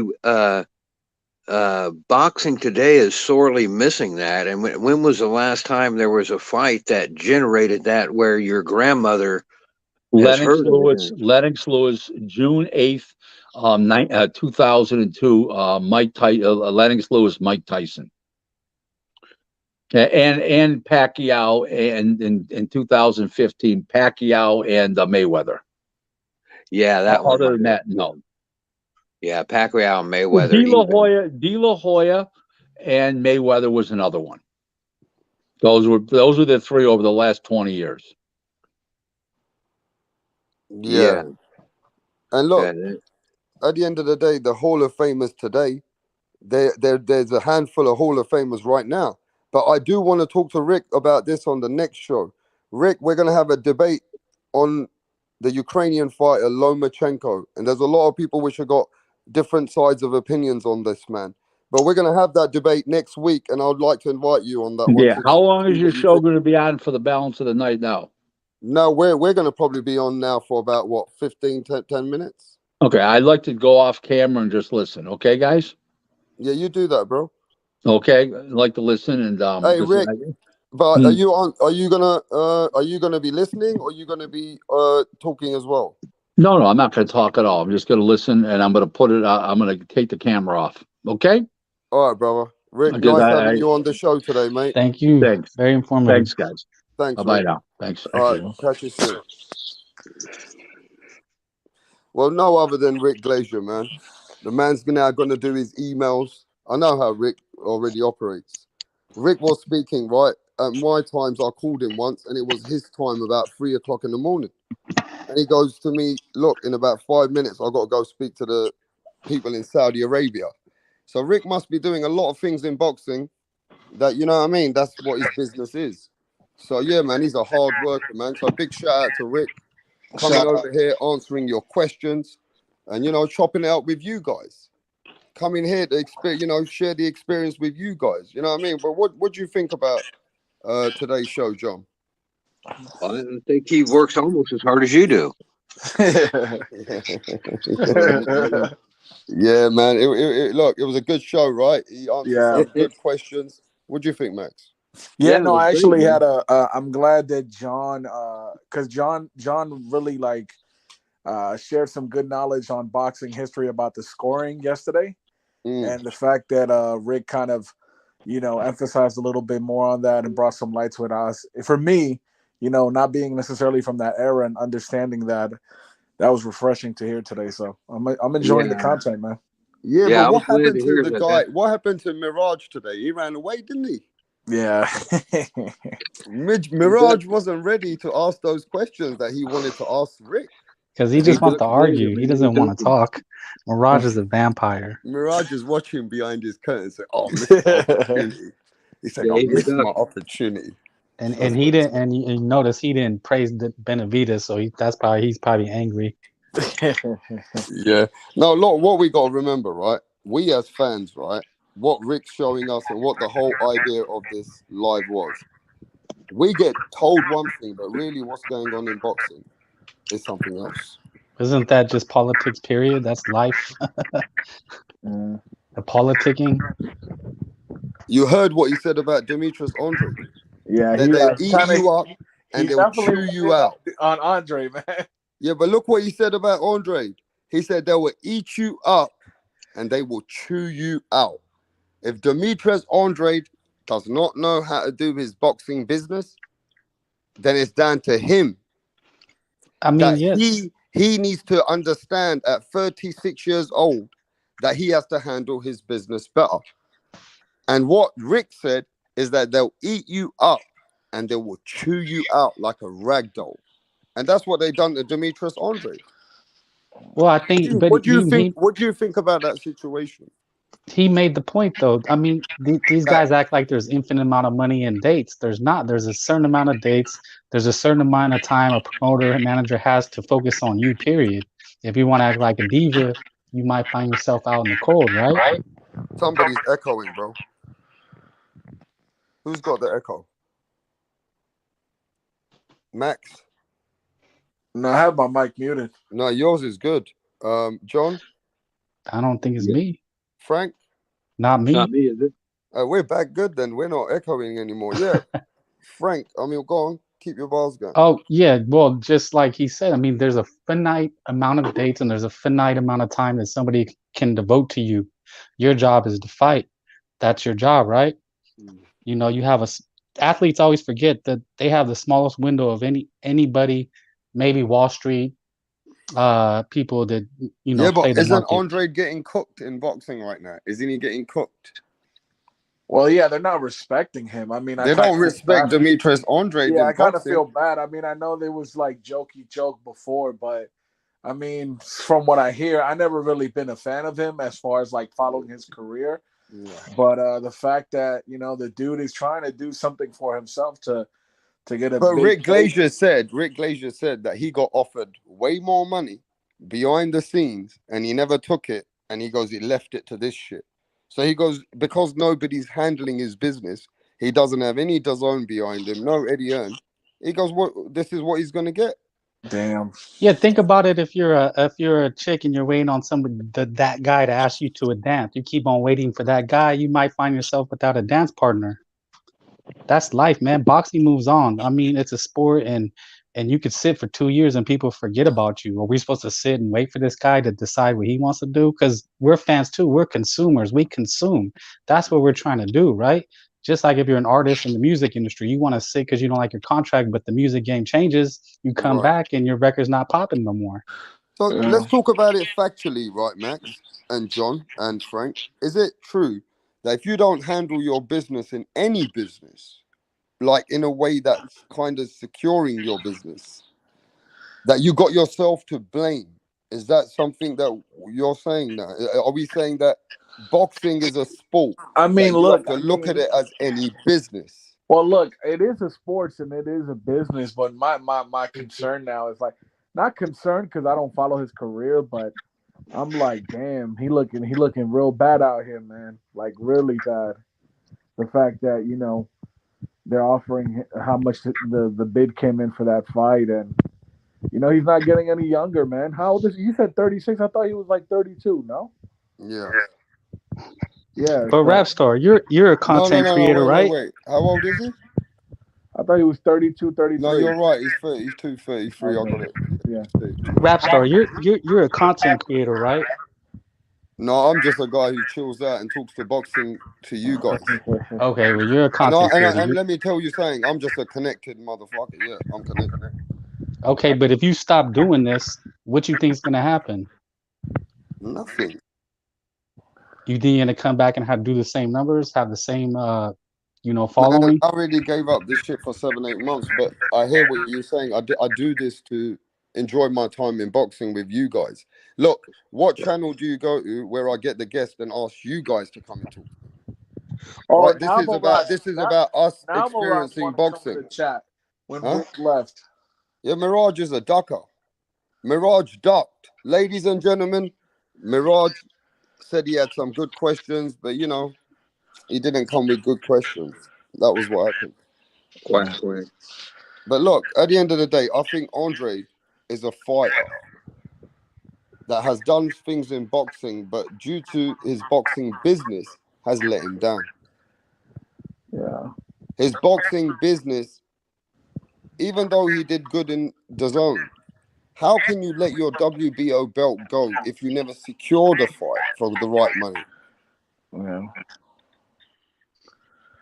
That just means to me you don't want to fight. Period.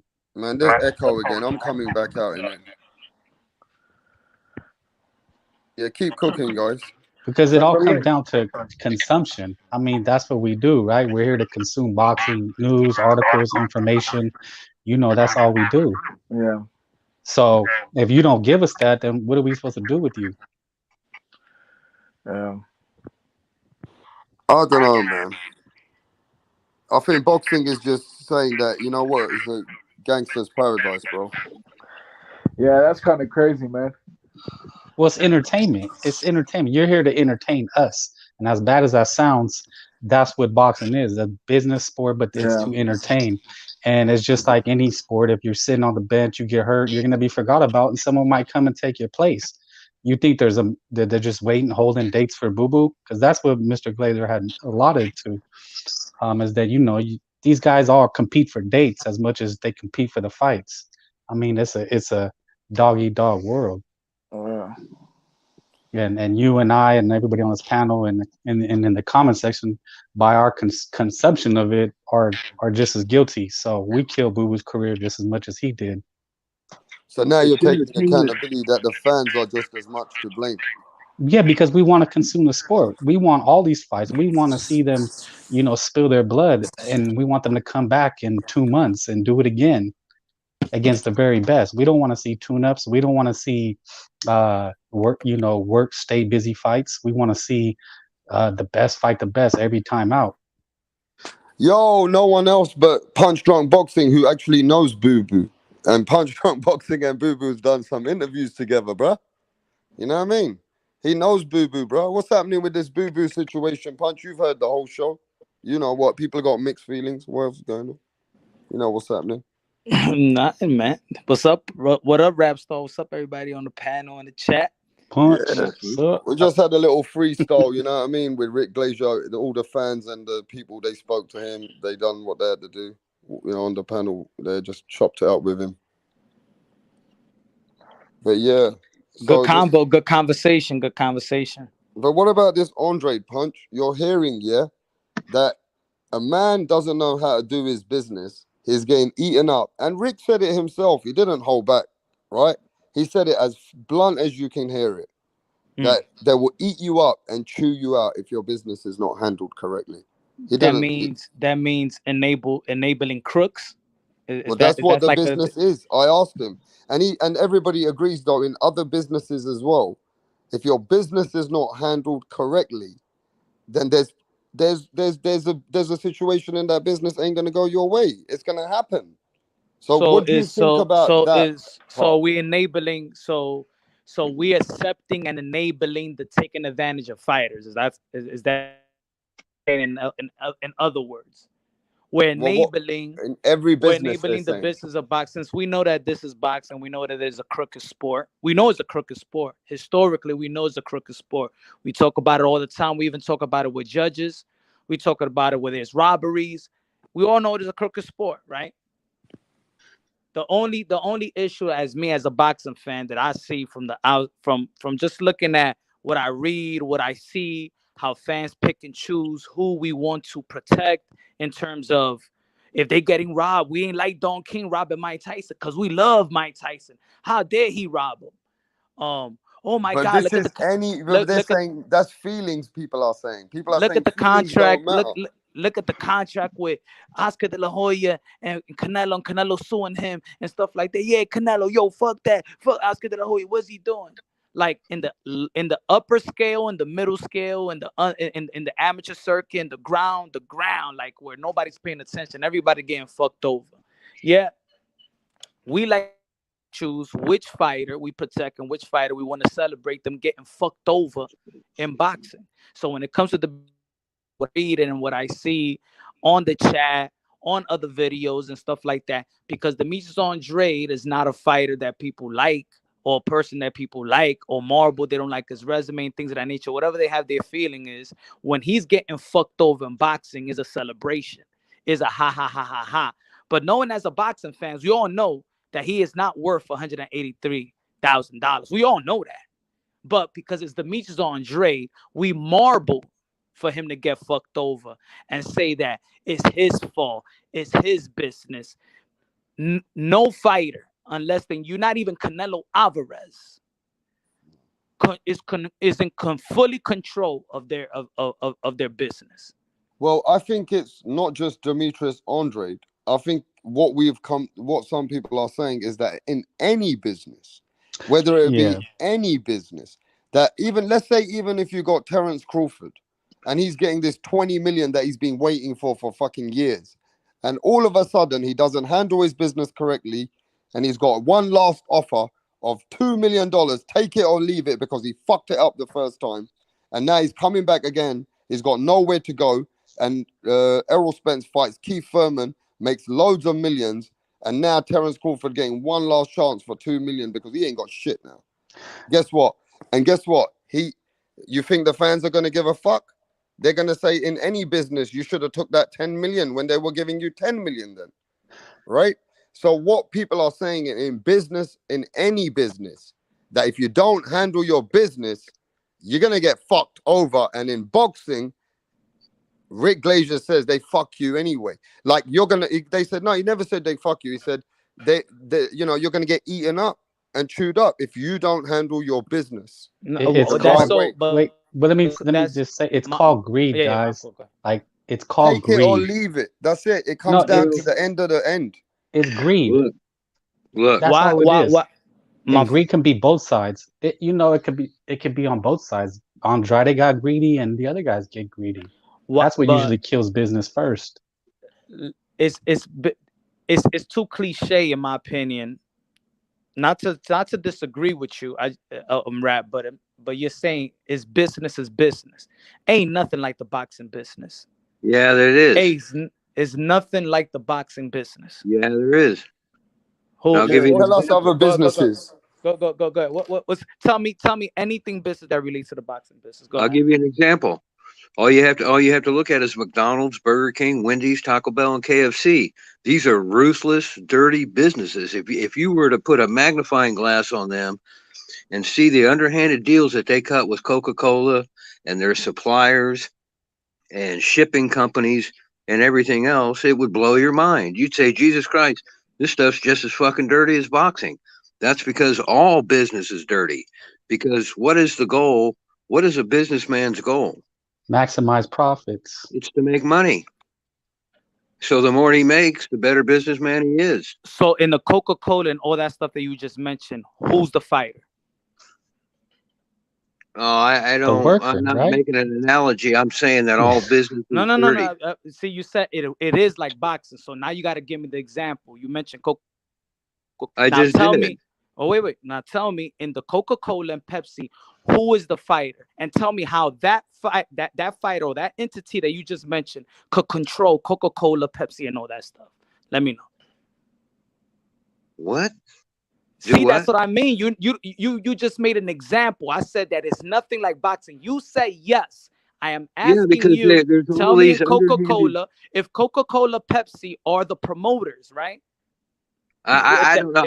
I don't have everybody pigeonholed in every little thing in what I was saying. What I was saying is, in any business, when you get into big business like this and there's a lot of money on the line, there's going to be a lot of underhanded, under the table, arm twisting and shit like that that's going on. And well, I don't care what that in England. Let me just say what they call that in England. They call that cutthroat business.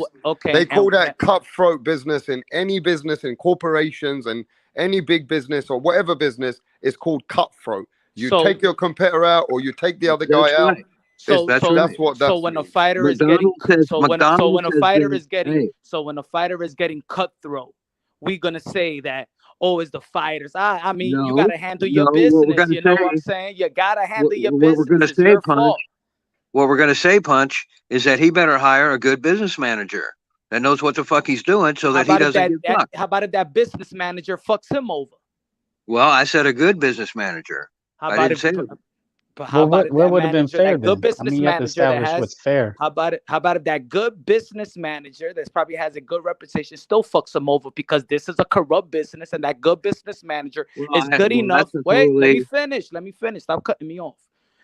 How about if that good business manager that has relations with the promoters and these networks know a way to fuck up his own fighter? Well, then he wouldn't be a good business manager if he's fucking people over. Well, I think you got to establish what would have been what's fair for Boo Boo then. What's fair? What would have been fair then? If he's getting paid this amount of money throughout his career, It's self-explanatory that 183,000 is not a boo is not a So boo boo how? So offer. then, how were they Let's supposed to not do injustice? let's not. There's fighters right now. Brandon Lee is getting paid more than $180,000. So let's not play the fool out here, and we understand this from not even trying to be inside the sport of boxing, that a fighter right now is getting fucked over.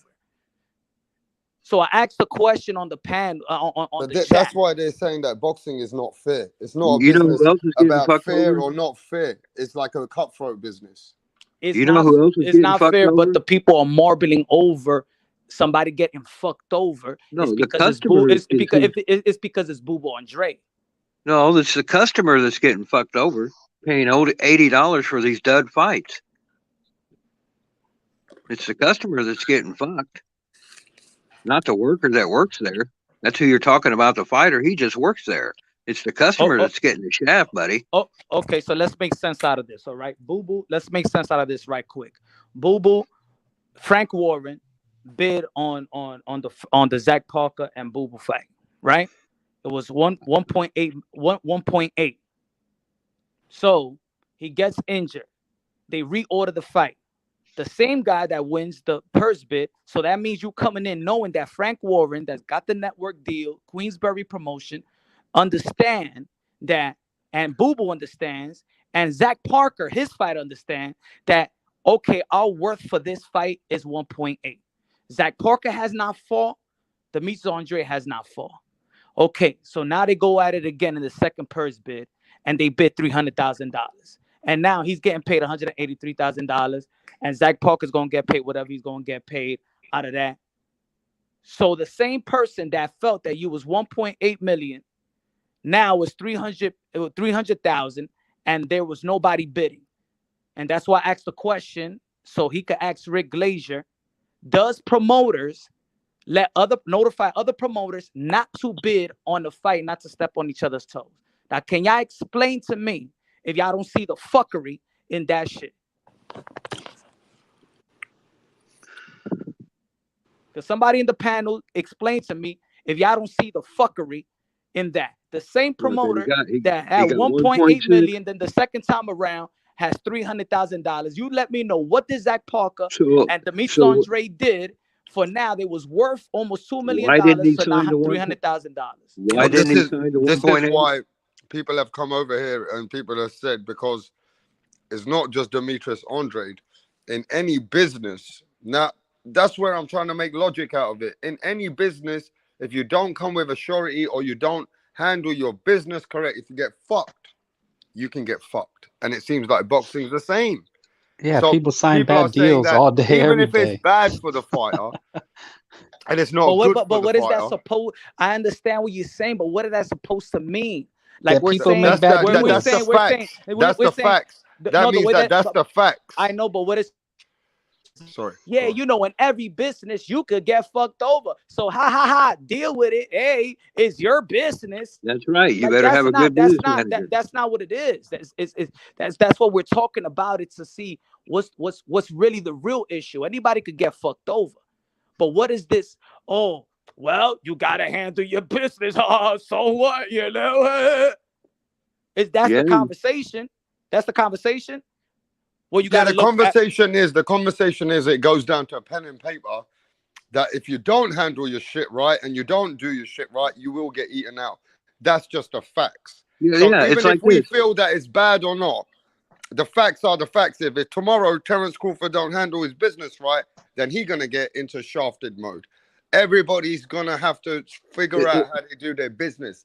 Boxing is a very tough, brutal sport. The boxing business is brutal too. But it's real easy, man.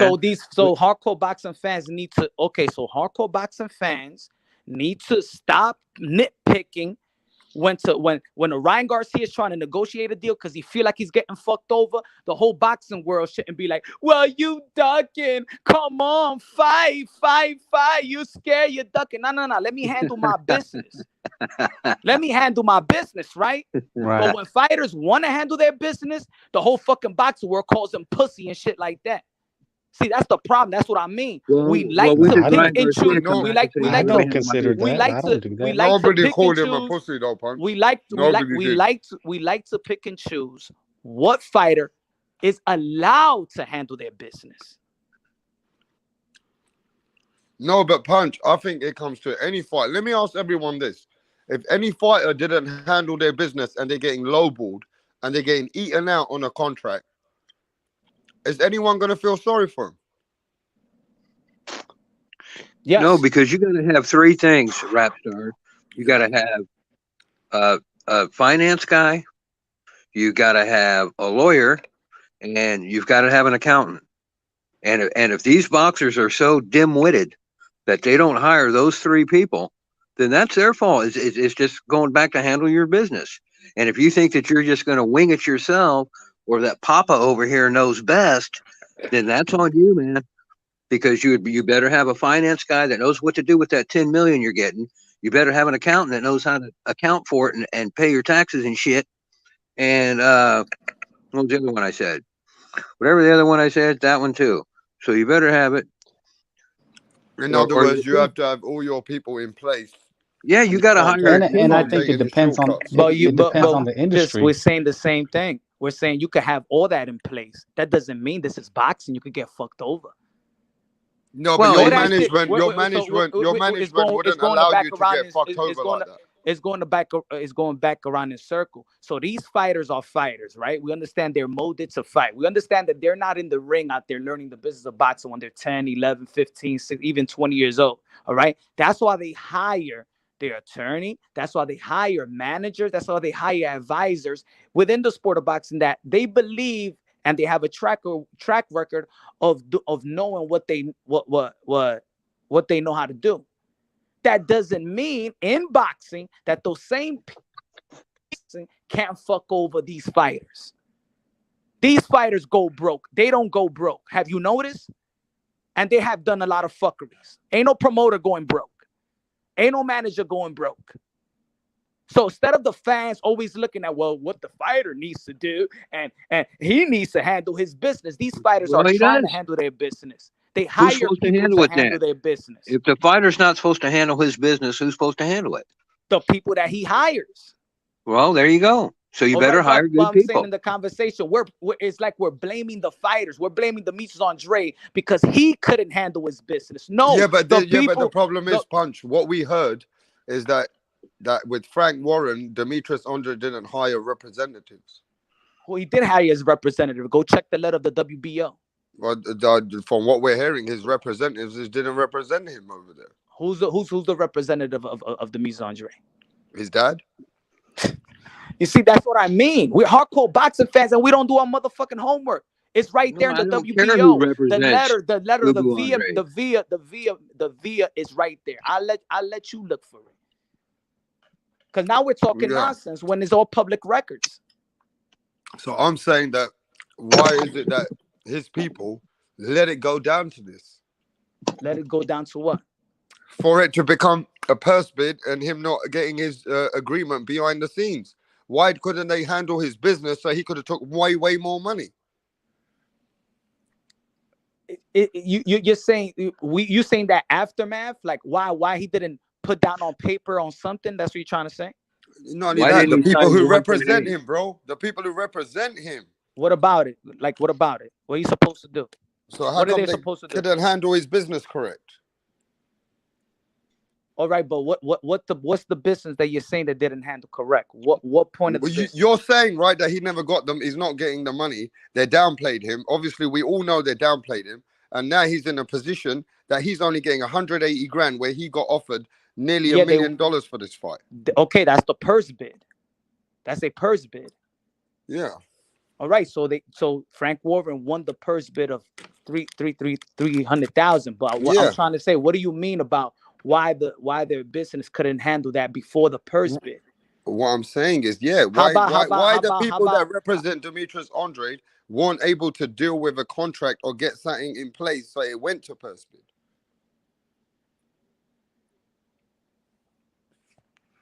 Are you there? I'm there. I'm not sure. I'm not sure what you. I'm not sure Well, what you're just saying. answer this. Answer me this. Why didn't Andre take the 1.8 million?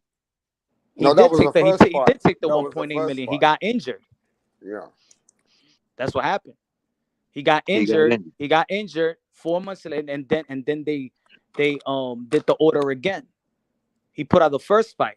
They did accept the first. He did accept the first fight. Remember, they had a press conference and everything. The fight was supposed to be on May 21st. Fighters get injured, or no, they don't. Well, so he got Or hurt, we're so gonna the say deal's that. off. Or we're gonna say that he played being injured now.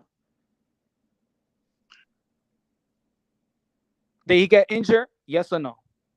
I don't know. Yeah, he I did. don't know Andre's He story. did. That's Yeah, why I'm asking you. Why Oh, didn't he all right. take the 1 So, point? so If they he were got supposed hurt, to fight. Yeah, didn't he have a clause in his contract in case he got hurt? not sure. Not we don't see the contracts. You know, see, he's not handling his business because you got to have that in your contract in case you get hurt. You at least get compensated for the time that you put in and whatnot. But we don't know that. You're Well, saying that I don't know. he's not handling his business. You don't know that. I I don't know thought you that. was. I thought he was your homie, and you said you got to What the do your fuck? He's homework. my homie. What So the you fuck? didn't do your homework on that. What You the didn't fuck? do your He's my homework on that. what the fuck? He's my homie. Even if he's my homie, he don't gotta get he don't gotta give me everything that goes into the contracts. Well, you're That's none of telling me my I got to business. do my homework, A but lot of you my didn't do homies your don't. homework. A lot of my homies don't know how the fuck I get paid. A lot of my homies don't know my bills, motherfucker. You I asking don't stupid care ass nothing questions. about that shit, man. You asking stupid ass questions. Don't play around with me. I No, don't got it the ain't a fucking time for stupid that. ass question. You're the one with an endless Fuck list out of of here. I stupid slap the ass shit out you, questions. man. Don't play around with me. I'm a fucking grown Oh, ass man. shut up! Before I rip that Motherfucker fucking think ring y'all out of got your nose, you faggot. y'all don't got Come no on. motherfucking face. Let's I You was ain't just let's trying to gonna let's do show your shit. motherfucking face so I know if I ever see you, I smack You ain't fire gonna out your do ass. nothing. Don't be Shut asking up. questions like that, you all right, stupid come on. ass. Let's Don't be keep it asking moving. questions like that. I think it's just the nature of the business. It's like, I Yeah. mean, I'm sure, I don't know if you guys have friends in the music industry, but, they kind of live mouth to foot, hand to foot. Motherfucker There's a act like term. you a fucking wife.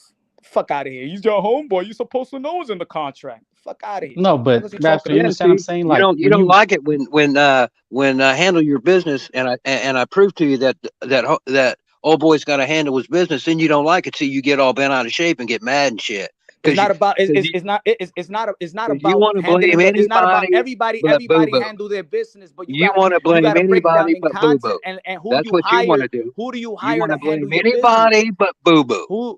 Everybody, bro. Everybody. I'm for the fighters, bro. I work with fighters. That's Yeah, the you difference want to between blame me and you. anybody but You Boo watch Boo, even fighters. though Boo Boo You couldn't watch handle his fighters. business. You watch fighters. I work for fighters. That's the difference between me and you. So I got So a different. what? Hey, shut the What fuck you up. do? I got a different passion. I got a different passion for Oh, fighters he's than got a you have. different All you passion. want Let's to all be is bend the knee. entertained. All you want Let's to all be is bend the knee now. entertained. None of y'all motherfuckers care about any other fighters. And none of y'all motherfuckers have taken fighters to a hospital. No, man. None of y'all Because motherfuckers see, have paid what it comes down no to, insurance bill on fighters. None of it y'all comes down to that motherfuckers. Boo Boo didn't None of handle his y'all business. motherfuckers. Y'all talk like these fighters are fucking like fucking robots. That's what it is.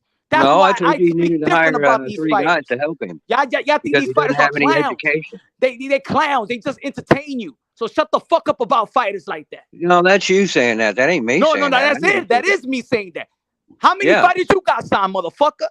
Hey, what's it matter? How many fighters you have taken to the hospital, motherfucker? I'm asking you a question. Give me a yes or no. Ooh, Tell me the that's fighters. that's a feather Man, in your fuck cap, you, man. Hey, yo. No, fuck Hey, you, yo, homie. you tell me.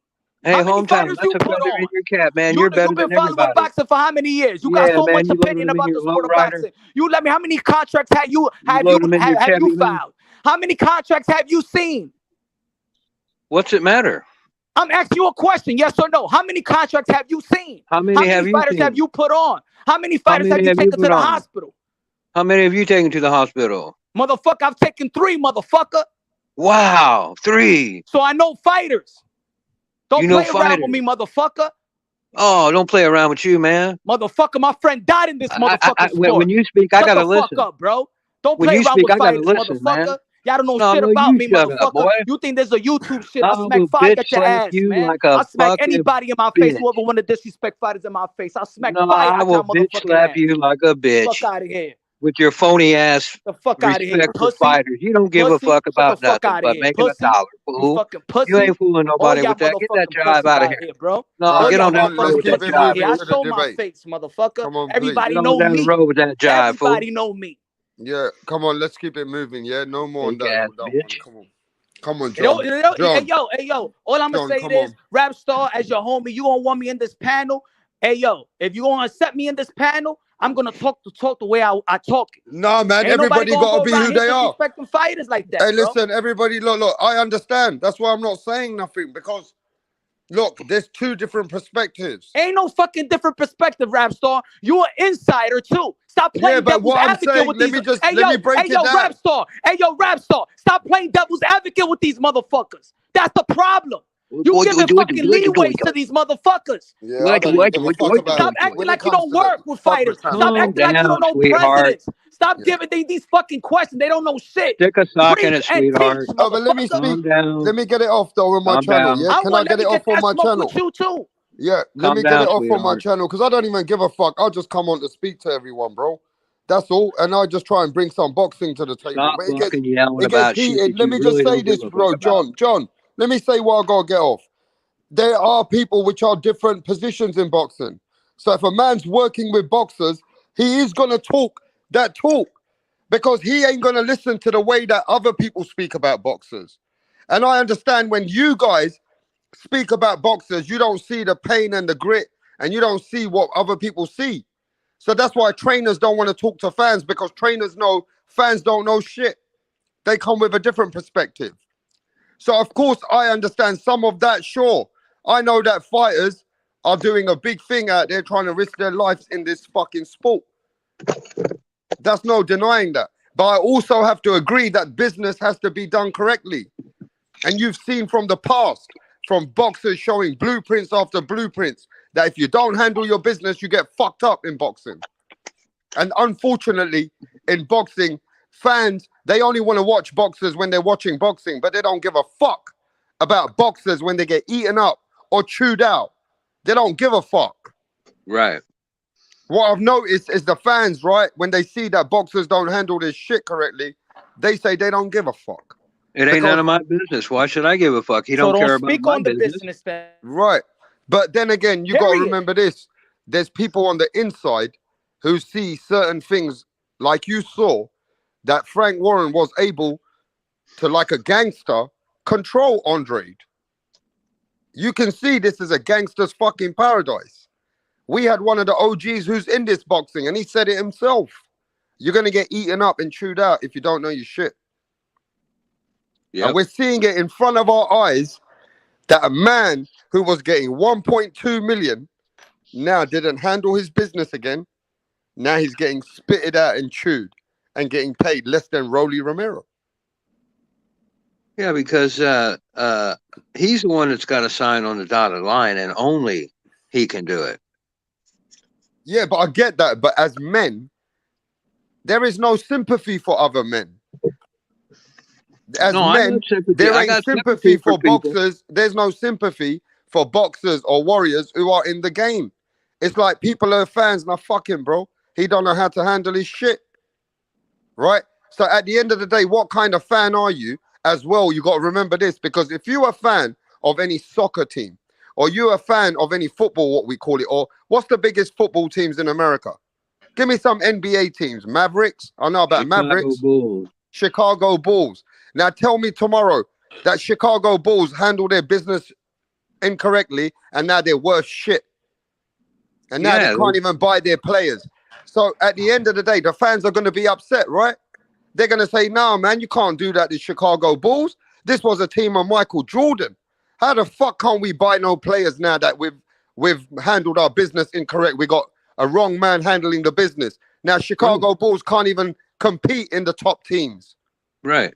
right? Yeah, but So nobody's gonna feel sorry for him because that's the business you yeah, but I choose. don't know. I don't know Well, no, because let me. I soccer feel sorry fans, for which him. are football fans, they are very, Yeah. very. They stand by their teams. Well, let me explain what I'm saying. I'm telling you, so you want to be a rapper, a musician. That's the game you play. It's a show business. You're going for the big bucks and you don't make it. There's a lot of artists that we used to love and they ain't shit no more. Do we care? No. That's just, I'm not saying we shouldn't love them and help them, but I'm just saying as far as the sports goes, entertainment, music, boxing is the same thing. It's the same type of business. You're shooting for the stars and most people don't make it. Hollywood is filled with crackheads who wanted to make it. That's just entertainment. That's the life that you chose, like being a gangster. You know, you want Well, to be a promoter. That's a life you chose. You're probably gonna go belly up because boxing is like that. So even promoters go through the same thing. So that's understood. Fans ain't no business handlers to the fighters. But if we're if I don't know, are we hardcore boxing fans here or not? But no, but Punch, I think you have to establish what's fair because that's one thing that you have not established yet. And I want to try to understand where the unfair is, but you have to say what's fair because this is we understand, like we understand, we've heard the stories, but you haven't established what fair is because it's like What's in the not music unfair industry. because y'all establishing No, you what's haven't established what fair is. what. It's just like Ask me any question. Ask me any question. Go ahead. but we don't know what fair is. That's you're trying to say we don't know. So you have to establish what fair would have been for Andrade and what fair should be. Fair for Andrade would have been is when you approach somebody, a fighter, and you give them a proposal and you give them a contract, you abide by that contract and you abide by what you propose for them. So for example, we was talking about Rapstar mentioned Bud Crawford. Bud Crawford. Why did Bud Crawford sign the extension with Top Rank? He signed the extension with Top Rank because the guarantee that he was going to get from Top Rank and because the promise that they was going to give him Manny Pacquiao. So he's looking at that's the biggest fight of my career. That's the biggest fight and most lucrative fight in the welterweight division. If I get Manny Pacquiao, I'm going to re-sign with Top Rank. What happens? Manny Pacquiao leaves. Then he's stuck with a contract that he really signed because you promised me you was going to give me Manny Pacquiao. You're going to give me these guarantees. So I'm stuck with that. I'm good with the guarantee. I'm stuck with the guarantee. But one of the main reasons I also I'm signed is because I'm going to get the Manny Pacquiao fight. What does the fan see? Oh, you want Errol Spence. You want Keith Thurman. You should have never signed the extension for Top Rank. You should have signed the PBC deal. Now, yes, he's getting money, right? We don't care. He's getting money. But another primary reason why he signed that contract was to get the Manny Pacquiao fight. So people say about business. Demetrius Andrade signed with Eddie Hearn. Was that a bad business deal? He got good guaranteed money. What did they promise him? The zone fighters. Who are the zone fighters? Canelo, Alvarez. Did he get Canelo? No. Did he get Triple G? No. Did he get Danny Jacobs? No. Did he get anybody in the zone that he's in position to get these type of fights? No. So what do the fans say? Demetrius Andrade is not fighting this person. I signed. I did my business. I did my part to put myself in position, to put myself in a network to get these fights that I'm aligned to. I am a champion, so I'm a champion. I did my job as a fighter. Put myself in the same network as these big fighters. Put myself as a champion. These other champions will want to be a champion and enhance their legacy. So you did yourself what you believe, and I believe is a good deed to put yourself in a position to have a legacy fights and enhance your legacy. What do the fans? What type of fights did he get? None of it. Okay, Whose but fault Punch, is what I it? heard, what I'm hearing you Whose say fault is, is it? Whose but fault is Punch, it? Demetrius okay, Andrade. but Now, Punch, when does the fans understand that yes, he got his money, but in terms of legacy, he got fucked over. but Punch, you said they got paid well, He right? did get You fucked mentioned on Bud and legacy. Andrade. But all right. But now you asking me another question. Did you No, understand what no. I'm Let me saying? Did he just, get it's a fucked two, over his legacy? wait. Let me establish it. Did You he get said fucked? I in asked the you your very question. I want beginning, you to answer my question. Did he wait. fucked over his? Did he get fucked over his legacy in the zone? That doesn't matter. You said he got paid well because Did we're he get trying to fucked over establish. his legacy over the No, we're zone? trying to Yes or no? establish something. We're trying to Did he establish get? what's All right, fair I'm and trying to not establish fair. something, but then you're gonna come up with another You analogy. never I just established what fair explained something was. for 2 minutes. I just want that, my brother. Just give me an answer. It's simple. I ask you a question, and I Okay, said, what's do the you think question that he then? got fucked over legacy wise? Do you No, think he that was got a paid. You bad said he business got paid decision? well, so he was not fucked over. Did he get fucked over legacy wise? What does that mean? That's fair? That establishes fairness, his legacy? Because this is what we're arguing about is the money that he's getting It paid. You shouldn't said that's even be an unfair. argument. This is self-explanatory. But no, Did your he get original did argument stemmed from the money that he's getting no cheated out of or was unfair. the original is that Demetrius Andrade didn't handle his business. That's the original argument. It's not? Yes or no?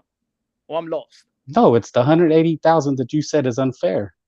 That's where it all stems from. Okay, the $183,000 that I said, you know, and everybody else know that if Demetrius Andre is not worth $183,000, looking at all his purses and where he's at in his career.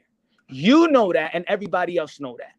Don't tell me that you believe that even a female fighter, which don't get paid, gets more than Demetrius Andre.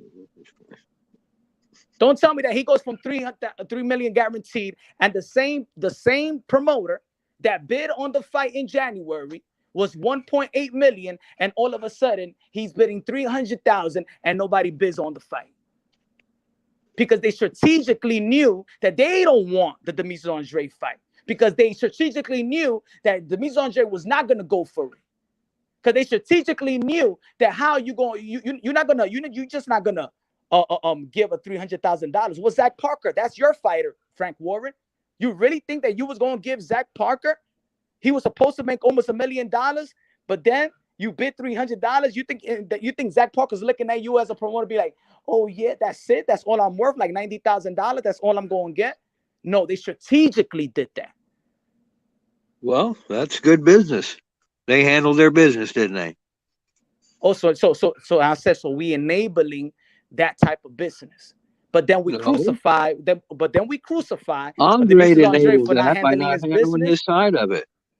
Both of them are both of them. How about if Zach Parker wanted that fight for his legacy? Both of them are getting jerked. Just like Jaime Munguia and Jamal Charlo. Both of them getting jerked. They signed up for the fight, but the business of boxing fucked them over. They fucked them over by paying them so well beforehand. No, so they were getting fucked over there. You gotta think as a fighter as well, my brother. My brother, listen. Jamal Charlo signed his deal. Jaime Munguia signed his deal. You saying that these guys got to handle their business. They hired these people to do their business. They're in the right position at the right time. They want to fight. This is their best fight for their legacy, the best fight, the best money-making fight they can make. Guess what? What happens? The greedy people pull the fight from them. Is it Jamal Charlo's fight that he can't get Jaime Munguia? Is it Jaime Munguia's fault that he can't get Jamal Charlo? Or is it the fucking dirty business of boxing? The fuck y'all don't understand? Would you stop yelling? No, I got to, bro. I got to. And, No, and when I'm yelling, it's not directly at you, my brother. I just got a passion. Just understand me with that. Okay, and when I'm like this, it has nothing to do with me going at anybody personally. I got a passion for boxing because I see it behind the scenes all the time. You, man. Y'all got to understand where I'm from. It's my passion for fighting. I don't have to understand anything about you. Fuck you, bitch. I don't have to take my time and understand. I don't give a fuck. So don't talk about the business of boxing if you don't want to take the time to learn. I'm a fan, dude. All right, then. So don't time in on the business of boxing if you don't want to learn about the people that's in the business of boxing. I don't care. Because you ain't talk like that to Rick Glazier, motherfucker. I don't care if a fighter makes $500 or if a fighter makes $5 million. The reason why I tell Rapstar, what I tell you to speak up, is because that's what people do to us. They snub us because they see us that we're just a bunch of little YouTubers that don't know shit. Here comes Rick Glazer and everybody talk like a fucking pussy. And hell yes, Rick, and all that. We all insiders, motherfucker. And you know, okay, I'm gonna say this though, Punch. You ain't no Rick Glazer, man. Let me get this. Let me no. You gotta give. I don't want. I'm not him, and I don't want to be him. Punch is the man who does a lot of work in boxing. But what we're gonna say now, Punch. I've looked at your channel. Rick Glazer, man. He's like a street level, and Rick Glazer. I don't give a fuck. I don't give a fuck about you and your mama. Now, come on, man. We gotta keep it moving, bro. Look, Punch. I agree with you in what you're saying at certain points, but we got to remember that your own channel are like these subscribers. They don't give a fuck. Your own subscribers, even at the same time, say when it comes to these things with Andre and stuff like that, he should handle his business. Like they don't understand it the way we do or the way you more do, because the way that you work with fighters, because what they're thinking is that, man, he should fucking have done his business correct then. They don't have the same passion and they don't give the fuck. So cool. But if you don't have a passion for something, are you into something that you don't have a passion for? Yeah, but they don't care about when it comes to the fighters if they're getting fucked over for money. I know. I get that. I'm just keeping it. I'm just saying it's the same on your channel and it's the same on my channel. I get that. So, do you have a passion for something that you're not into? If you talk, I don't have a passion for. Okay, you got a passion. I don't have a passion for figure skating, so I won't time in on figure skating. I won't be like, hey, yo, this figure skater is this figure skater is that. Or I don't have no. I'm not a passion for. I don't time in on nothing like that. I think you are. I think you like figure skating. Yeah, I know you like dick too. No, look. The reason I don't care about Boo Boo Andre's financial problems is because Boo Boo Andre don't give a fuck about my financial problems. So you tell me time in on it. That's all I'm saying. And he shouldn't care about mine. That's all I'm saying. Don't time in on it. Cool. Everybody, if you don't care about the business of boxing, you only want to watch the fighters fight. If they don't fight, they don't fight. All right. If this fighter don't fight, okay, he don't fight. But then don't start asking questions. Why is he not fighting? And then a person tells you why this person is not fighting, or what is happening, and what I don't get into all that shit. It's easy. That's what. So why we put the fighters in position so we could just diss them, huh? Because that's what we doing right now. That's what we doing. Why we get what's the fever? You always with this we, man. Like you include me in something. You every time I talk, you think I'm speaking directly to you. So I'm gonna say this. You're the only one answering. Yeah, let me just say this though. Let me get this off. Let me get this shit off. I'm allowed to have my opinion, and it's allowed to be different than yours. No, but I want to get to the. I want to get to the told facts. the whole world that you don't give a fuck about the business. So I don't, because they don't give a fuck about me, asshole. They don't care about me. You fucking faggot. I'm not talking that. If you're not into the business, you should keep your mouth shut and fucking listen. No, I don't have to keep my mouth shut. I can run my mouth anytime I want to, man. Who are you? Who do you think you are, man? You pussy. Come on, guys. Yeah, I'm a pussy. All right. Yeah, that's right. Queer. Yeah, I'm queer. Yeah, that's right. All right, look. You at come the here. end of the day, let's ask just simply. Jerk off, man. You ain't gonna do nothing, man. Just a simple question, I know you do nothing. Pole smoker of yours. That's all you ever. You guys keep it going, man. Fuck. Lose some weight, man. Oh, come on, man. Already did, bitch. You can't even control your weight. You sure ain't gonna control out of here. All right, come on, man. All right, look. At the end of the day, pussy in your life. At the end of the day, look. Go crash your car again. When's the last time you see pussy? Oh, go on then, guys. When was the last time you ate ass? Probably last night. You ate your own ass. You probably cut your legs off so you can eat that shit. Don't fuck with me, man. I'll bitch slap you like a whore. Shut the fuck up. You ain't gonna do shit. I'll fucking get on a stack of. The only thing you do is fuck a man. Shut up. Like you fucking pimp, man. Out of here. The only thing you bend down for dudes. That's what you do. And if Rick Glazier was right now, you look, dude, you think you know everything about business, and you never been to the university. You don't know shit about business either. You just said you don't give a fuck about it. You don't know anything about business. Shut the fuck up. Shut the fuck up. Why you being ignorant though? You don't care about business. You don't know anything about accounting. You just said the boxing word is like the Coca-Cola. You don't know anything about mathematics. Pepsi. That's how you looked at boxing. Yeah, Coca-Cola and Pepsi. They didn't want to do something. Yeah, I was trying to dumb it down. So maybe you're fucking burgers and pizzas and fucking energy drink. Shut up. You're born with half a chromosome. I was trying to dummy it down so that you could understand it. Shut up. Because if you get too technical, it's going to be over your head. Shut the fuck up. If Andre was Dave, if a Canelo in this community, if Canelo Alvarez or Anthony Joshua was dealing with what he was dealing with, people will understand it. Because they got a fan base to debunk the stupid ass narratives. But the Mise Andre is a laughing stock. So it is what it is. It is what it is. It is what it is. You enable. We know that fucking is correct. So let's get to the facts of that. Let's get to the facts of this now. Is it true that boxing fans pick and choose when they want to go? Like, I don't give a fuck if he didn't get paid. But if it was your favorite fighter, how would you feel about that? I want to ask that question. Don't care. All right. What about you, Frank? Keep it real. If it was a favorite fighter who's doing really what you want him to do, you like watching this fighter, and all of a sudden he got downplayed and he's getting paid nothing and they're chewing him out. You heard it.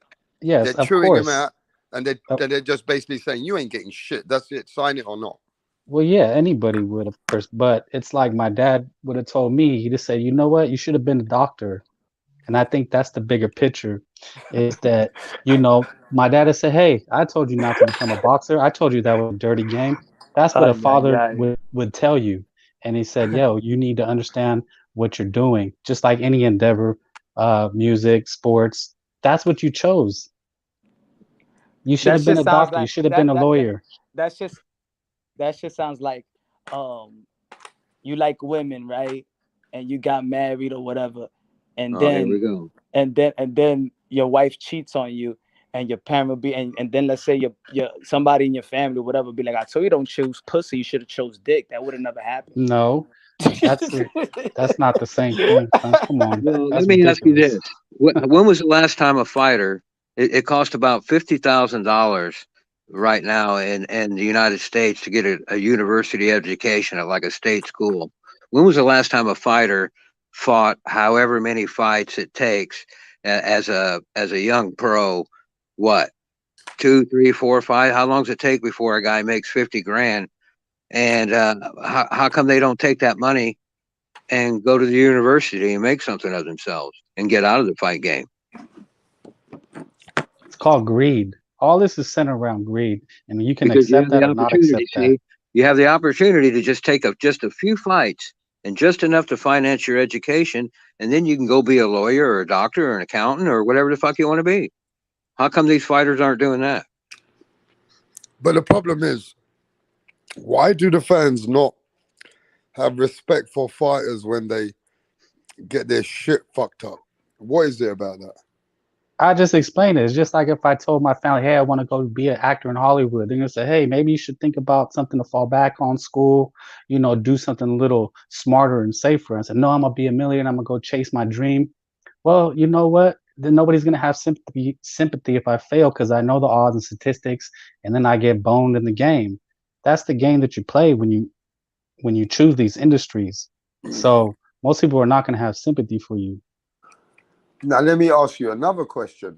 Is it because the fighter's not an exciting fighter and he's a boring fighter, a fighter that people don't really like much? What do you think about that? No, I mean, Tyson lost his and we didn't care. Didn't nobody care? I mean, fighters, you A know, lot of people entertainers did lose say money all that. the time. A No, lot no, of no, people did. entertainers get boned and lose their fortunes all the time, and nobody ever cares. When's the last time you cared? What I'm saying is, on Tyson, a lot of people were making arguments and calling Don King all kinds of names. See, And with did anybody Tyson, go fund but them? with Tyson, they were swearing at Don King. They were saying they want to kill Don King. I remember those days because even my older brother, which was in the Tyson days, he used to hate Don King because he felt like Don King robbed Mike Tyson from some millions. And some people were like that, John. They really liked Mike Tyson like that, bro. Yeah, they They did. feel that Mike You're Tyson got absolutely right. robbed. They felt connected to Mike Tyson because he was exciting. He was a street fighter, right? And people loved Mike Tyson. You don't love Demetrius Andrade, bro. Why can't you guys keep it real? One thing I agree with is that, yeah, you guys are right. You shouldn't give a fuck about a man's money. But the other thing I agree with Punch. You guys are a bit hypocritical when it comes to a fighter. You just don't like his style. If that was Devin Haney, man, we don't give a fuck about Devin Haney, man. He's a boring fighter.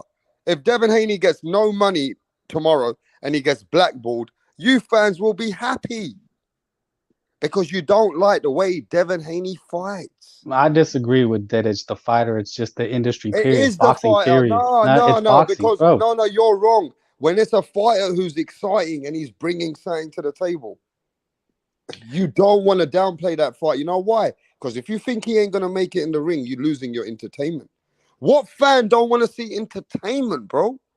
Let's break the facts down. You don't want to see Andre. But look, that's my opinion. You know I keep it real. You guys might not like me keeping it real with you guys, No, they, but you don't like that man, Andre. I think that you guys just don't like Andre. That's what that you got to keep it real. A lot of fans don't like Andre. They I don't. always liked the guy as a fighter. I thought he had top level skills. I never knew what all the backlash was, and somebody told me the I'm other trying night to it was because he educate ducked the other somebody. fans, John. I'm trying to put some education in the other fans who don't like him. Oh man, there's not much education in boxing, guys. I mean, look, I know people that try to get in the You boxing guys game. are very hard. You look, Nah, it's the I love my industry. look. Boxing is I love is this boxing, yeah. But I don't just do it to just be yes and no and all this shit, bro. Sometimes I find it that some people just don't want to agree with certain small things. no, It's I like I know. know. I mean, you feel like a bad person. It's like if you No, really that's not agreed, it. let me keep it real. If you really it's agreed, true. yeah, rap, and you know what? I don't really like Andre. Because I know you would say that on another panel. But only right now in this discussion, people are not going to keep it real with rap. They're going to say, man, tell the truth. I want to see who's got the balls. You don't like Demetrius Andre in the chat. Keep it real though. Because then I'll respect you. That you just don't like his fighting style. He's boring.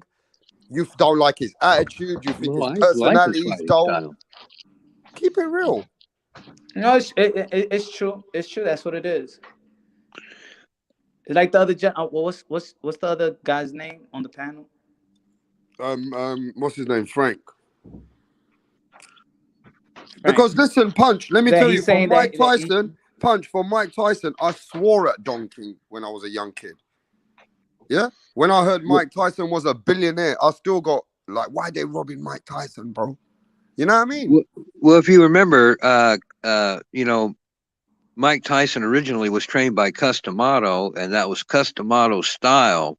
And Customato came up with that style because it's exciting, because you can put fans in the seats, because they want to come see it. That was the whole idea behind that style. Did you know that? Uh-huh. There's a good interview with Customato, and he talks about it. That he wanted to develop a style in boxing that was exciting, that people would want to come pay and see. That's how you make money, I right? respect some of the fans though. Some people are saying, yeah, I don't like Andre. I don't like him from before. Some the people are saying that I don't like Boo Boo. See, now I'm getting to some parts of the some fans are not like you, John. They actually don't like him. Now you I get it, John. like his boxing style. I thought he was a pretty good boxer. I didn't see what was. I But now don't you know. see that Punch, how I'm trying to do it in the right way. Some it it, fans it, agree that they don't like him. everybody in this community, we all know that. We all know that's what it is. But this is what I'm saying. Fans don't have to care about how much fighters get paid, the negotiations, and all of that. But once you ask the why, there's gonna be a response. So you just can't. So anybody just can't be like, "Yo, why the fight with Bud Crawford and Earl Spence is not happening?" And then here comes somebody that probably knows a little bit of the business and tells you, "Well, this is what happened." You just can't. Don't ask why. That's the reason. Their negotiation, it has to do with business. I don't want to know about business. Okay, cool. So don't ask. Don't ask. Just wait for the fight. I know a lot of Uh, people that don't like So we can't politics. criticize the business. We can't criticize bullshit politics that undermines If the you're not sport. if you're not into Mirage is back. if you're not So Andre, let's it's finish up with Andre here. The problem with if you're him, not if you're not into it, if you're not into it, then why ask we are about it? into it. We know it's all Because you're not gonna bullshit. take We know because it's bullshit. but because you're not gonna take the time to listen to it. You know what I'm saying? Let's have So don't Mirage. ask. What? Don't. What's happening? You All tell right, us what's happening Punch, with you know Spence. Mirage is gonna What come I'm in at this saying is, You I'm 3 tell not us minutes what's just. and This is happening, fucking not even Punch. explain. about. There's not even about Roger. I know that you're a troll, but if you want to have a conversation with me, you can troll with somebody else. Who was the person Don't just act. calling Don't. somebody I'm just gay saying. and a I'm just saying if fag that over and if it's a over? direct Who was that? if it's Was a that me? Oh, it Mirage, was if it's a you. is I'm a Mirage, troll. if it's a direct question, the direct You want to get question for me. KO'd already? Punch, I just got in here. Okay, I'm just. Was it a direct question to me? Yes or no? Educate us on the business that's happening regarding Spence and Crawford that we're missing out on. Educate us. No, you got to be a member for that. Um, Oh, so yeah, you got to be a member for that one. So if you want to know the business of it, are you going to take the time to listen to it? sure. I'll listen to it. And that's it. That's the point. If you don't want to, if you don't care about the business, or you don't care about how these fighters getting paid, what needs to be done for a fight to get made, why don't ask the why, just wait for the fight, Yeah, because don't be ignorant to the information. we know what's happening. You know, it's about greed. They want more money and they don't want to fight.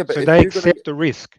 Now, yeah, but relative, the if we risk, compare the risk and the the risk, reward, the risk are serious. boxing is But the easy risks are money serious. You for got the to top acknowledge that. fighters That's all. because they That's don't all. even fight the top guys, and they get paid millions and millions. So you don't respect what So they're is that going in the easy ring money? for. That was the question. It's not about knowing the risk. I said, is it easy? Even taking the risk, is it It easy depends for who. money? You're talking Is about a guy brother, is earning it fuck all. easy money? Is What was the fighting context? Are we easy talking about money? No, Andrade? it's not. Are we Fighting's talking not about Bro, the easy top money. bro, fighters? Fighting's Or are not you going to easy pick a money. one I out of a don't million agree with that. example of some I dude? don't. You guys can have the debate what you want, but fighting's not easy money. Nah. Yeah, whoever said Well, that. That's why I don't it know Yeah, why depends he how keeps much you're saying getting it. paid. I don't. You guys can debate it. I don't agree with that. Fighting is not easy money. It's tough money. Yeah, It whoever said depends it how much was you're easy getting paid. money. I don't know. you didn't listen to the question. What he said, how to make a deal. He said easy money. Fighters want easy money. That's what They he Well, they do. do said. want easy money. They want the You didn't easiest listen, way to John, get to it. what he That's said. why they're all ducking. They do That's want why You easy think All I'm right, money. just He's listen. pulling the right. easy money out my Huh, ass? But by he, easy he's Tell what money, he to do. means by easy money. I'm assuming he means the weakest opponent they can find, the biggest yeah, that's tomato what I can mean. they Yeah, can find. And That's what are what he the means. examples that I gave you? I don't know, man. You give so many fucking I said harebrained Tyson fucking. Fury and Wilder was easy money. I said Anthony Joshua, Alexander Usyk was All right, easy you money. Do guys you keep think Bud and debating. Spence Yeah, is I have easy to come money? back on my other device No, instead of nobody shutting. those said that. fighters Look, That's stepped what I up. said, bro. Those yo, fighters ladies and stepped up and gentlemen, I was fought. gonna shut this Y'all channel some just down, yeah, on this but parade smash trying to this just disagree, motherfucking like motherfucker. I don't button, give a fuck if and y'all we're don't gonna like let me. this debate carry on. I'm gonna come So on another device. I was yeah, gonna shut it down. I'm gonna let you guys keep debating, whatever you want to do. I'll be back in a few minutes in another device. Well, I'll sign like it But that. ain't a smash debate that motherfucking like yeah. button. If I don't when get Sure, no I'll, God sign- shouts likes, everybody down. I'm sure, I'll shutting this sign shit like that. down.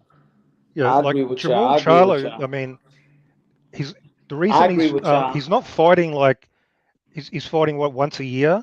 He's fighting nobodies. He's not I doing that know. because he's desperate for money. I He's know. I getting know. paid handsomely for doing fuck all basically. For doing nothing. Um, so why You're a should I pussy. care about Yeah, they all his like pussies. business behind him? Like, what do you? I don't understand what you want us to feel. No, no, I agree with you. I agree with you, Mirage. You're right. Andrade's doing fuck all. He's fighting bums. Bum straight out We're the supposed to be trash. concerned about how much money he earns. Like, I Hell don't no. I think he understand actually that they either. should have gave him less. Yeah, they should. They should make him. They should starve him. Then he might actually step up and fight somebody. That's what they should Right? do. Pay him Damn, it's a less. fucking shame. All that talent, right? Going to waste. Well, he's not proving the talent. So I know. Fuck, he's a worst representative of So we American get on to boxing. I'll tell Andrade. you that. This guy Should won have. a vacant bum belt, the WBO vacant belt. He beat a bum. He's defended it Straight from the against trash. bums. He's defended against bums, and apparently we're supposed to give a fuck about this guy. Hell no. I don't give a fuck about that shit either. That's good, because That I don't. he just given the opportunity for him to fight like He's an $5. example of what's wrong in boxing. Facts. Has he tried to make fights with Triple G, with Hell no. He Charlo? never called them out. There He you ran go. from Triple G. I think So I fuck think I him. saw him one time and he So we ran from agree. Triple G. Fuck Andrade, right? Fuck him. Good. We agree. Shit, hell yeah. Didn't Canelo run from Andre to 160? I Yeah, don't he know did. nothing about I don't know nothing about like that. You know Canelo, he don't run from nobody. Oh, I Yeah, thought he's somebody said he he's ran. ducked a lot of fighters.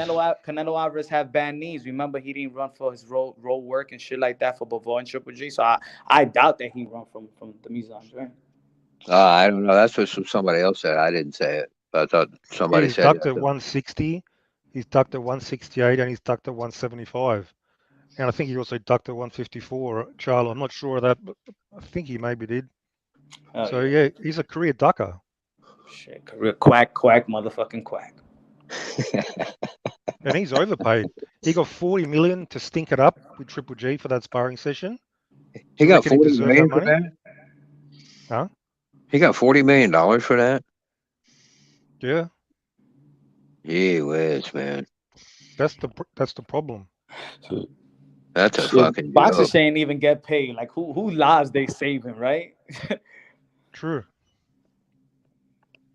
$40 You know, million? you want to get punched in the head. I think that's Hey, the. Triple G got 25. He did Can you even It's less. not imagine? like Like, Like, it's can the you most imagine dangerous meeting a sport. girl and be like, "What do you do for a living?" I get punched in the face. Ew. Well, guess what? Boxing is nowhere near the most dangerous sport. So you can just hold your horses right there, man, and back them up.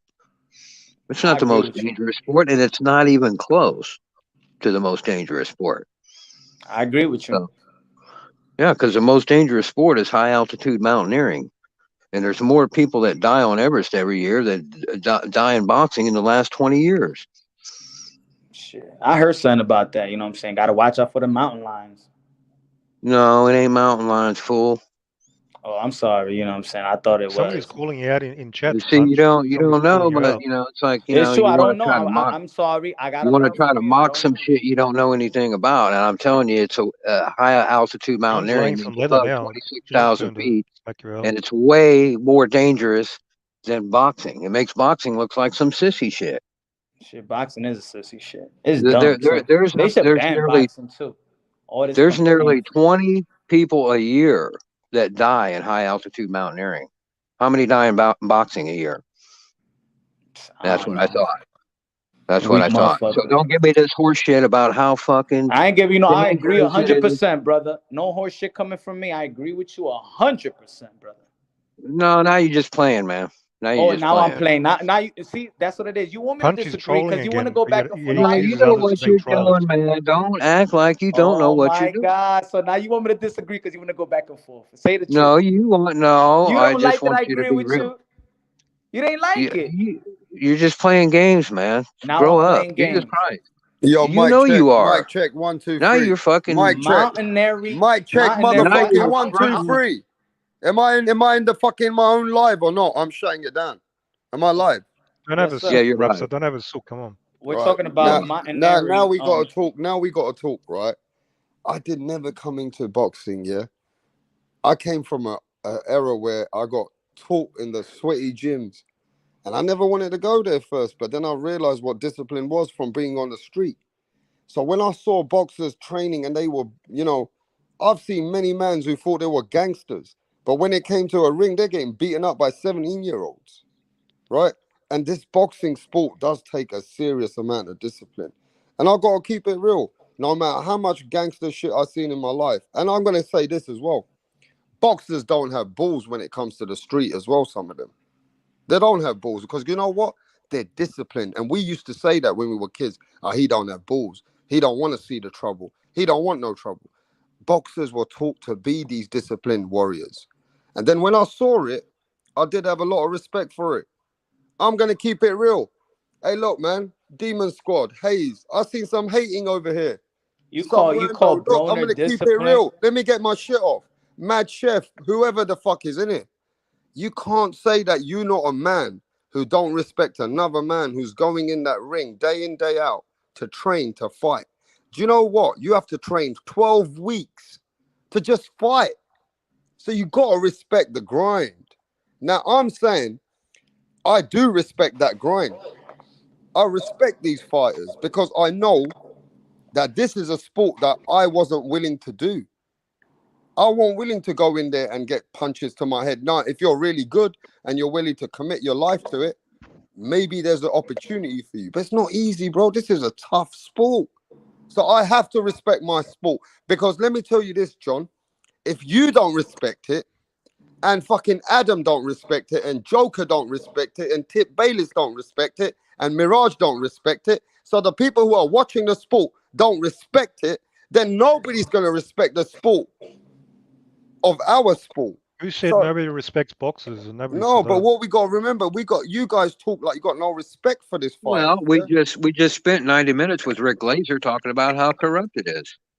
I know, but we got to remember the But when it grind. comes to Hey, boo John, let me boo, ask you this, John. John, have you ever trained in the ring, John? Have you ever been to those sweaty gyms? Have you done the road work? Have you trained like a boxer? The road work, not so much. But John, it's I go such to a the fucking boxing gym hard down here. game, John. I got a boxing gym 5 blocks from my house. Yeah, but you know how hard it is to stay hey yo, relevant. none of them is pros, right? They all bumps into that gym too, No, right? but come on, man. Now fighters are bums, huh? So on Yeah, the they one hand, all you're supposed bums. to They gotta respect be them, and now they're bums. bums. So Yeah. what You are punk we ass. talking about now? I want to know who my Mirage, brethrens no, they are. all bumps, right? Mirage, No, but none I of them want to made know it who pro. my brethrens are. I want to know who my boxing brethrens are in the chat now. Tomato Boxing cans, a don't bunch of give a tomato cans. fuck about the consumers.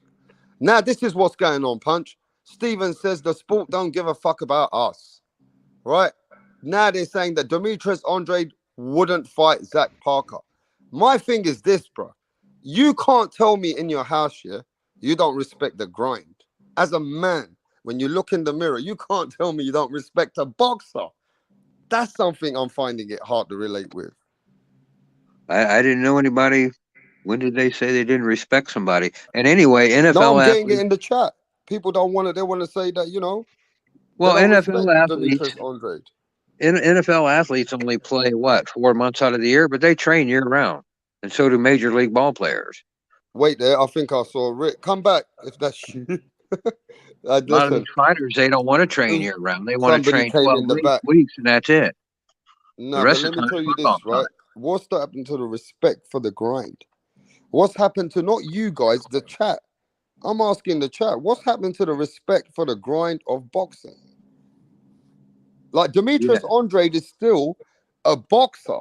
He has reached heights that we could only imagine, though. Okay, and You what? want him You outside bowed of down to him? Do you boxing. want Kick to him bow out down to him? But already. Mirage, where is that respect for a two-time world champion even? Like years ago, they will respect any world champion, Who did he beat?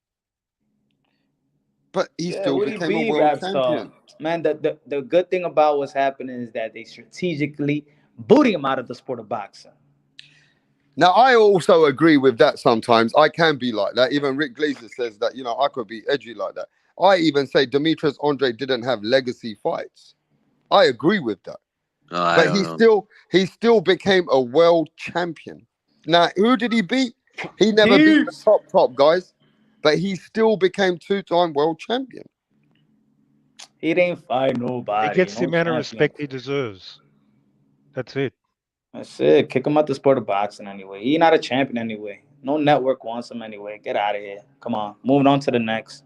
Let's go Well, I think Kennebec. there's a new trend going on, and I want you guys to answer this. Like Steven says, Adam, Holger Mustang, they don't respect us. The sport don't respect us. Why should we respect the Let's talk fighters as about much? boxers respecting fans. How about we talk about that? Well, this is what you guys are telling me. Now, what do you think about that, Punch?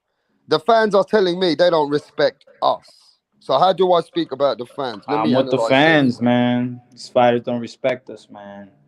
When Fucking did they have a assholes. fan appreciation day? When was the last time NASCAR has like a fan appreciation day? Boxers ever do that?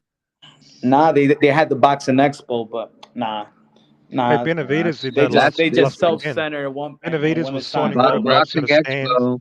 That's at a business. stand for like all day. Nah, man. Fuck these fighters.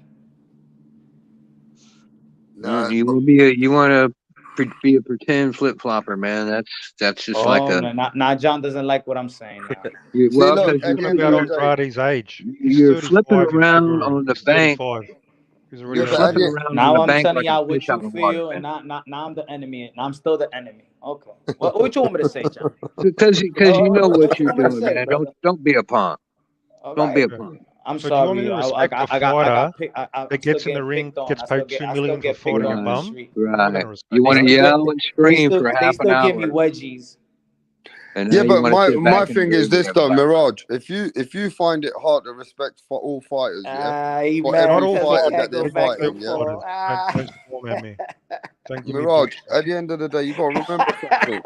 We're talking about the actual sweet science of boxing, the training that they put in, and the hard work, and Sure, They it's not all an easy lazy, sport. man. Look at look, Nobody look, said it. look, Alvarez getting Mirage, drunk, Mirage, Nobody look, said it's an Mirage, easy throwing against sport. Mirage, John. I didn't say it was Mirage. an Everybody easy got sport. fucking mental illness, man. Fuck these fighters, man. What the fuck are you talking about, man? No, but come on, let's have a little Pretty factual. boy, Let's Instagram, have a and little shit like that. factual discussion, right? Little factual discussion. Let's try and break it down a little bit, They innit? should do a Floyd Mayweather doing exhibitions. Get that money there, man. Yeah, No, right, look. there you go. Get that easy money. Get that easy money, like Mirage said. Get that exhibition on. Cha-ching. Yeah, man. That's easy money right there. Well, my thing is this though. I think that there's an opportunity for us to learn why the fans are feeling like this more and more. Why do the fans are boycotting and don't give a fuck about the Warriors, what it takes for a boxer to be in the sport? That kind of code is getting more and more watered down by you guys. Hey, yo, do you go to Taco Bell and ask the fucking person that's doing your burrito, how do you make it to be a burrito person or something like that? No, just make me a fucking burrito so I could go and eat and get the fuck out of here. Same shit with boxers. What the fuck? I don't gotta go to your sweaty ass gym. Just fight, motherfucker, and entertain me and shit like that. Cause I got somewhere to go. But let me tell you, years ago there was a lot more respect for fighters, bro. Generally, just I have any never fighter. ever sat down with a beer and a fucking sandwich and got ready to watch a boxing match and said, "Okay, fuckhead, entertain me." I've never had that attitude toward a fight. Where are you getting that from? Who has that attitude watching fight? Come on, entertain me, dickhead, like they're a performing monkey. Nobody acts that way.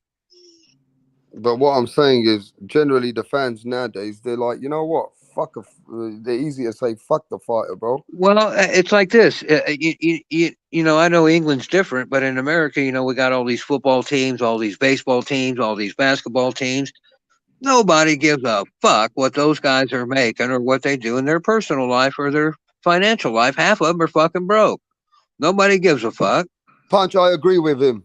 This is all happening on your side of the pond. Fans don't respect fighters like that, bro. They don't respect football players, basketball players. They think they're all a bunch of spoiled fucking brats with a whole bunch of they're overpaid Fans don't fucking. They respect the are. grind. They are. Fans don't respect the grind in And, America, and, bro. and when Canelo Alvarez Let's go makes full $40 blown million, and disrespect these fighters, Rapstar, man. Fuck out of here, Man, man. that's what's going on, bro. Hey, yo, respecting I'm saying fighters is that the boring, fans in man. America, Hey, yo, bro, the man, fans in respecting America fighters is just haven't boring got the same content. ethic. They don't have the same ethic for a fighter, bro. They don't respect the grind and what they do behind the scenes, the dieting and how hard it is, the mental structure for a fighter to stay relevant. They don't give a fuck about all that. That's you give a fuck because you're in the sport of boxing. That's why you give a fuck, Punch. No, no, But no, I these don't. No, no, general no, I don't give fans, a fuck. I don't give a fuck. how can you not give a No, no, fuck? no, no, no, no, You work no. with the fighters, so you gotta give a I'm with fuck. Mirage in them. I don't give a fucking. I don't give a fuck about that. Yeah, if you imagine your fighter watching that right now. But what I'm saying is, at the end of the day, Fuck that motherfucker. You better get in the motherfucking ring. the Hurry up. American fans He need to are pay some bills. they're different, bro. They're like, you know what, you man, tell fuck me these guys. UK fans give a fuck about this kind of thing? Yeah, I think the UK fans are more when it comes to boxers. They respect the grind because it's one of our biggest sports. We don't have NFL. We don't have NBA. We don't have all these sports you have. For You us, got cricket. yeah, fuck cricket. We You know got what Formula boxing. One. We know what boxing is. Like for us, it's You got the greatest boxers. Formula One Let me tell you driver. the difference. Even the boxers, yeah. I'm gonna say this from our local town, which only made it to British level. They get respected by the whole town for representing that town because no other man was willing to do what that man did for that town. He was willing to go in there and make money to risk his life in a sport that a lot of men said, man, I'm not doing that. I might be good enough, but I can't do what he did. So guess what? They respect that guy because they have a different kind of mindset for boxing. Look, fighters that you would never respect in England. I'll make an example. Ricky Hatton lost a few times, but Ricky Hatton brought 50,000 fans to America. Ricky Hatton was the biggest ticket seller because he was a man that would fight, win or lose. Fans respect Ricky Hatton. See, the difference is if Ricky Hatton was an American, man, they would say, man, this man lost to fucking Manny Pacquiao, got knocked the fuck out second round. This man ain't shit. He got beaten up by fucking Floyd Mayweather. He's a piece of shit. Man, fuck Ricky Hatton. He a bitch. This is what they would talk. This is what I see the Americans in their channels. Man, Ricky Hatton a bitch, dude. Fuck him, man. I fucking hate Ricky Hatton, man. He fucking got fucked up by Mayweather. Fuck Ricky Hatton. He ain't from my state. He ain't from Hell fucking no. here. Man, You ain't listen, you shit. guys would hate on Ricky Hatton, but let me tell you, Ricky Hatton got honored by the Queen. Ricky Hatton is a fucking legend in England.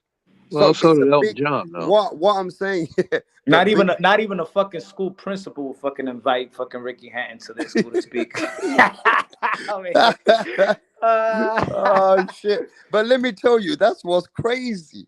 Now, if Demetrius Andre was from England, people would stick up for him, I believe. They'll say, fuck you, motherfuckers. Man, he represented my town. He's a 2-time world champion. I don't give a fuck about you, motherfuckers. You don't want to fight him. When he came to Gennady Golovkin's fucking ring and said to Golovkin, hey, fight me, man. Golovkin don't want to fight him. When he went and tried to talk to Canelo Alvarez says, he's a horrible fighter. He's a horrible fighter. But everybody knows that still this guy's in position. But nobody wants to acknowledge this guy. Rapstar, So can at I the ask end of the day, yeah, boxing fans have a right to be hypocrites. Yeah, boxing fans have a right to say, go pick and choose and say boxers are this and boxers are that. It's a freedom of speech. But today's boxing fans don't keep it real, though. That's one thing I've seen, though. Boxing fans don't keep it 100, bro. Let me ask you a question, Rap. Yeah. In your experience, if you had to, like, percentage-wise, do you think more people respect fighters or more people disrespect fighters? In your experience. I see the disrespect comes from the United States more. Yeah, of course it does. You guys are like, what do fighters, if it's more disrespect, what do fighters, and let's put it on the fighters, because nobody else get blamed. It's their business and they need to handle their business. So what do fighters have to do to earn the respect? That percentage that don't respect them, how could they earn their respect? Or is it that those fans are in it in boxing to disrespect?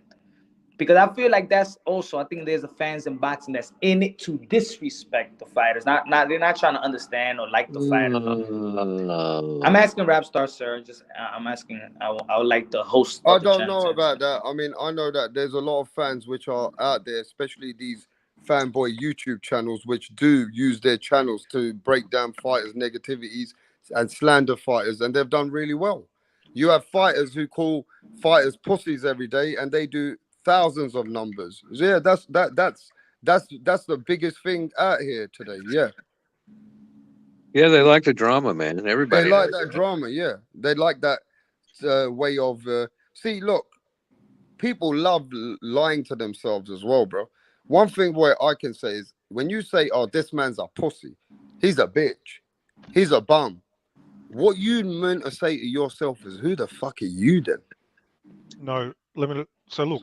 Keep it real though. Who the fuck are you though? Who the fuck? No, but that's not the context. Yeah, I've heard this argument over and over and over again. I'm me. That's who I am.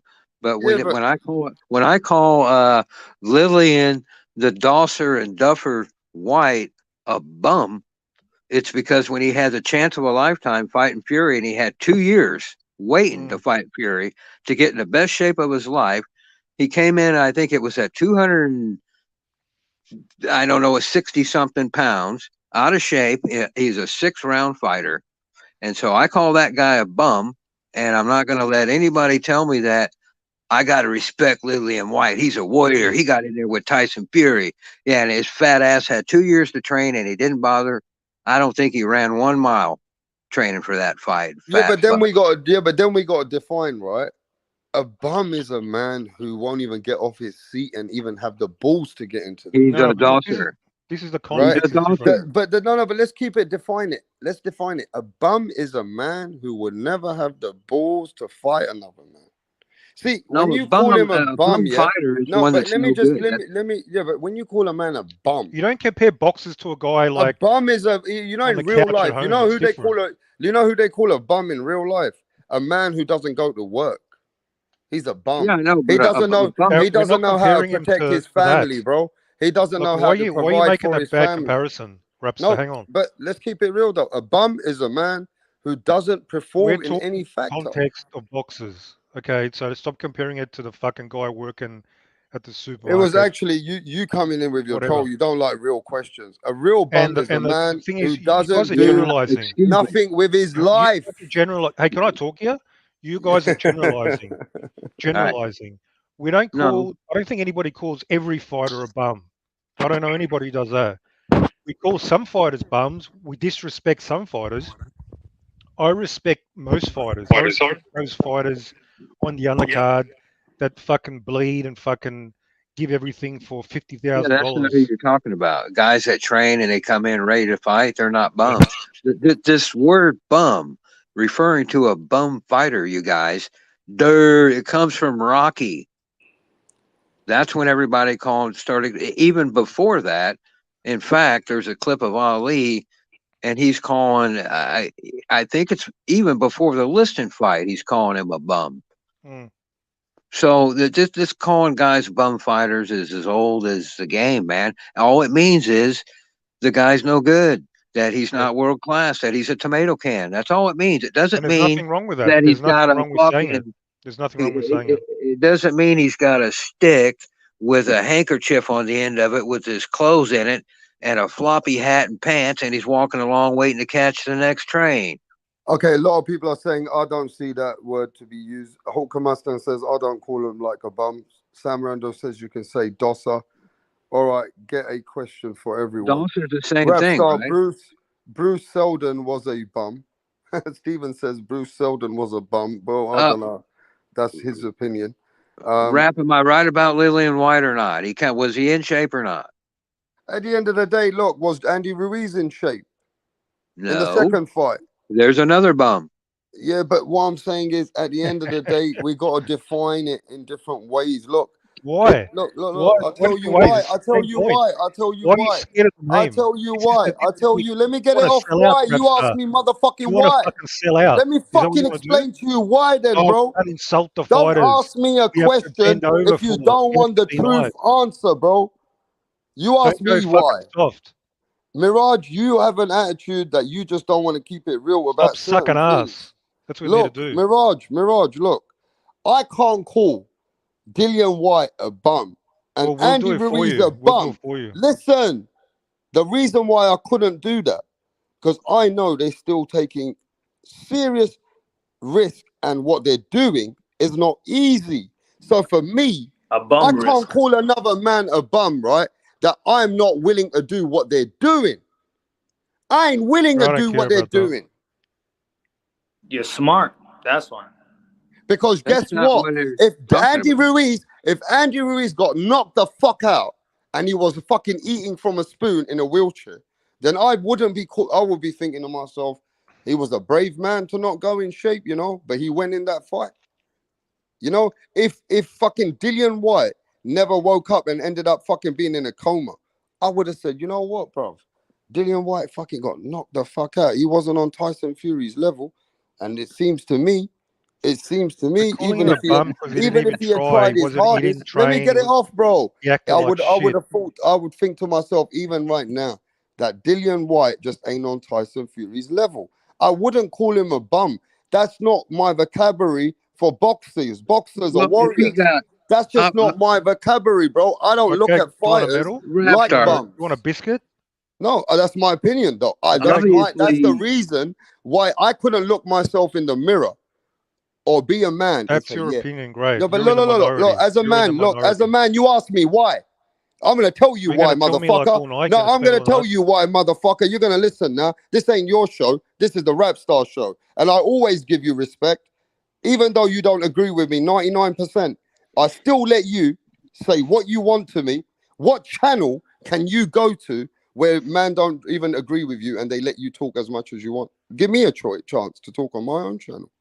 The reason why I couldn't say that is any man in this fucking chat right now, any subscriber, when you call them a bum, you know when you look in the mirror, you know that it takes a bit of guts to be in the ring. So are you lying to yourself as a man by calling these men a bum? No, Now you can carry on and no. say what you want. Because again, they get paid a lot of money to do this. They get paid a lot more for even less risk than a lot of fucking professions. The local guy getting up 6 in the morning, going to fucking lay bricks, he risks his life more. There's more people die on the fucking construction site.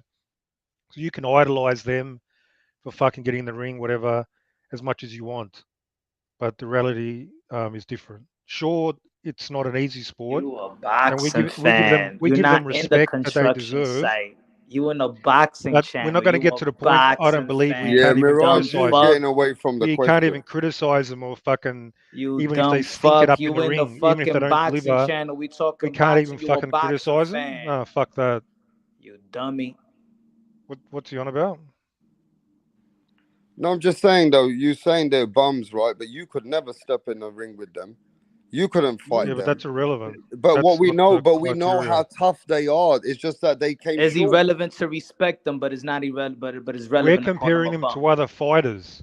It's We're irrelevant to comparing him to Well, respect other them, you better fighters. not That's the cash that but to comparison. thing. call them a bum and I'm comparing disrespect it to them. a fighter who fucking puts everything on the line, who fucking trains hard and tries, versus A somebody who boxing fan comes understand the in, sacrifice, understand the sports shows and up the for a fighters. paycheck. You Did I stupid respect Triple idiot. G for that performance last weekend? No.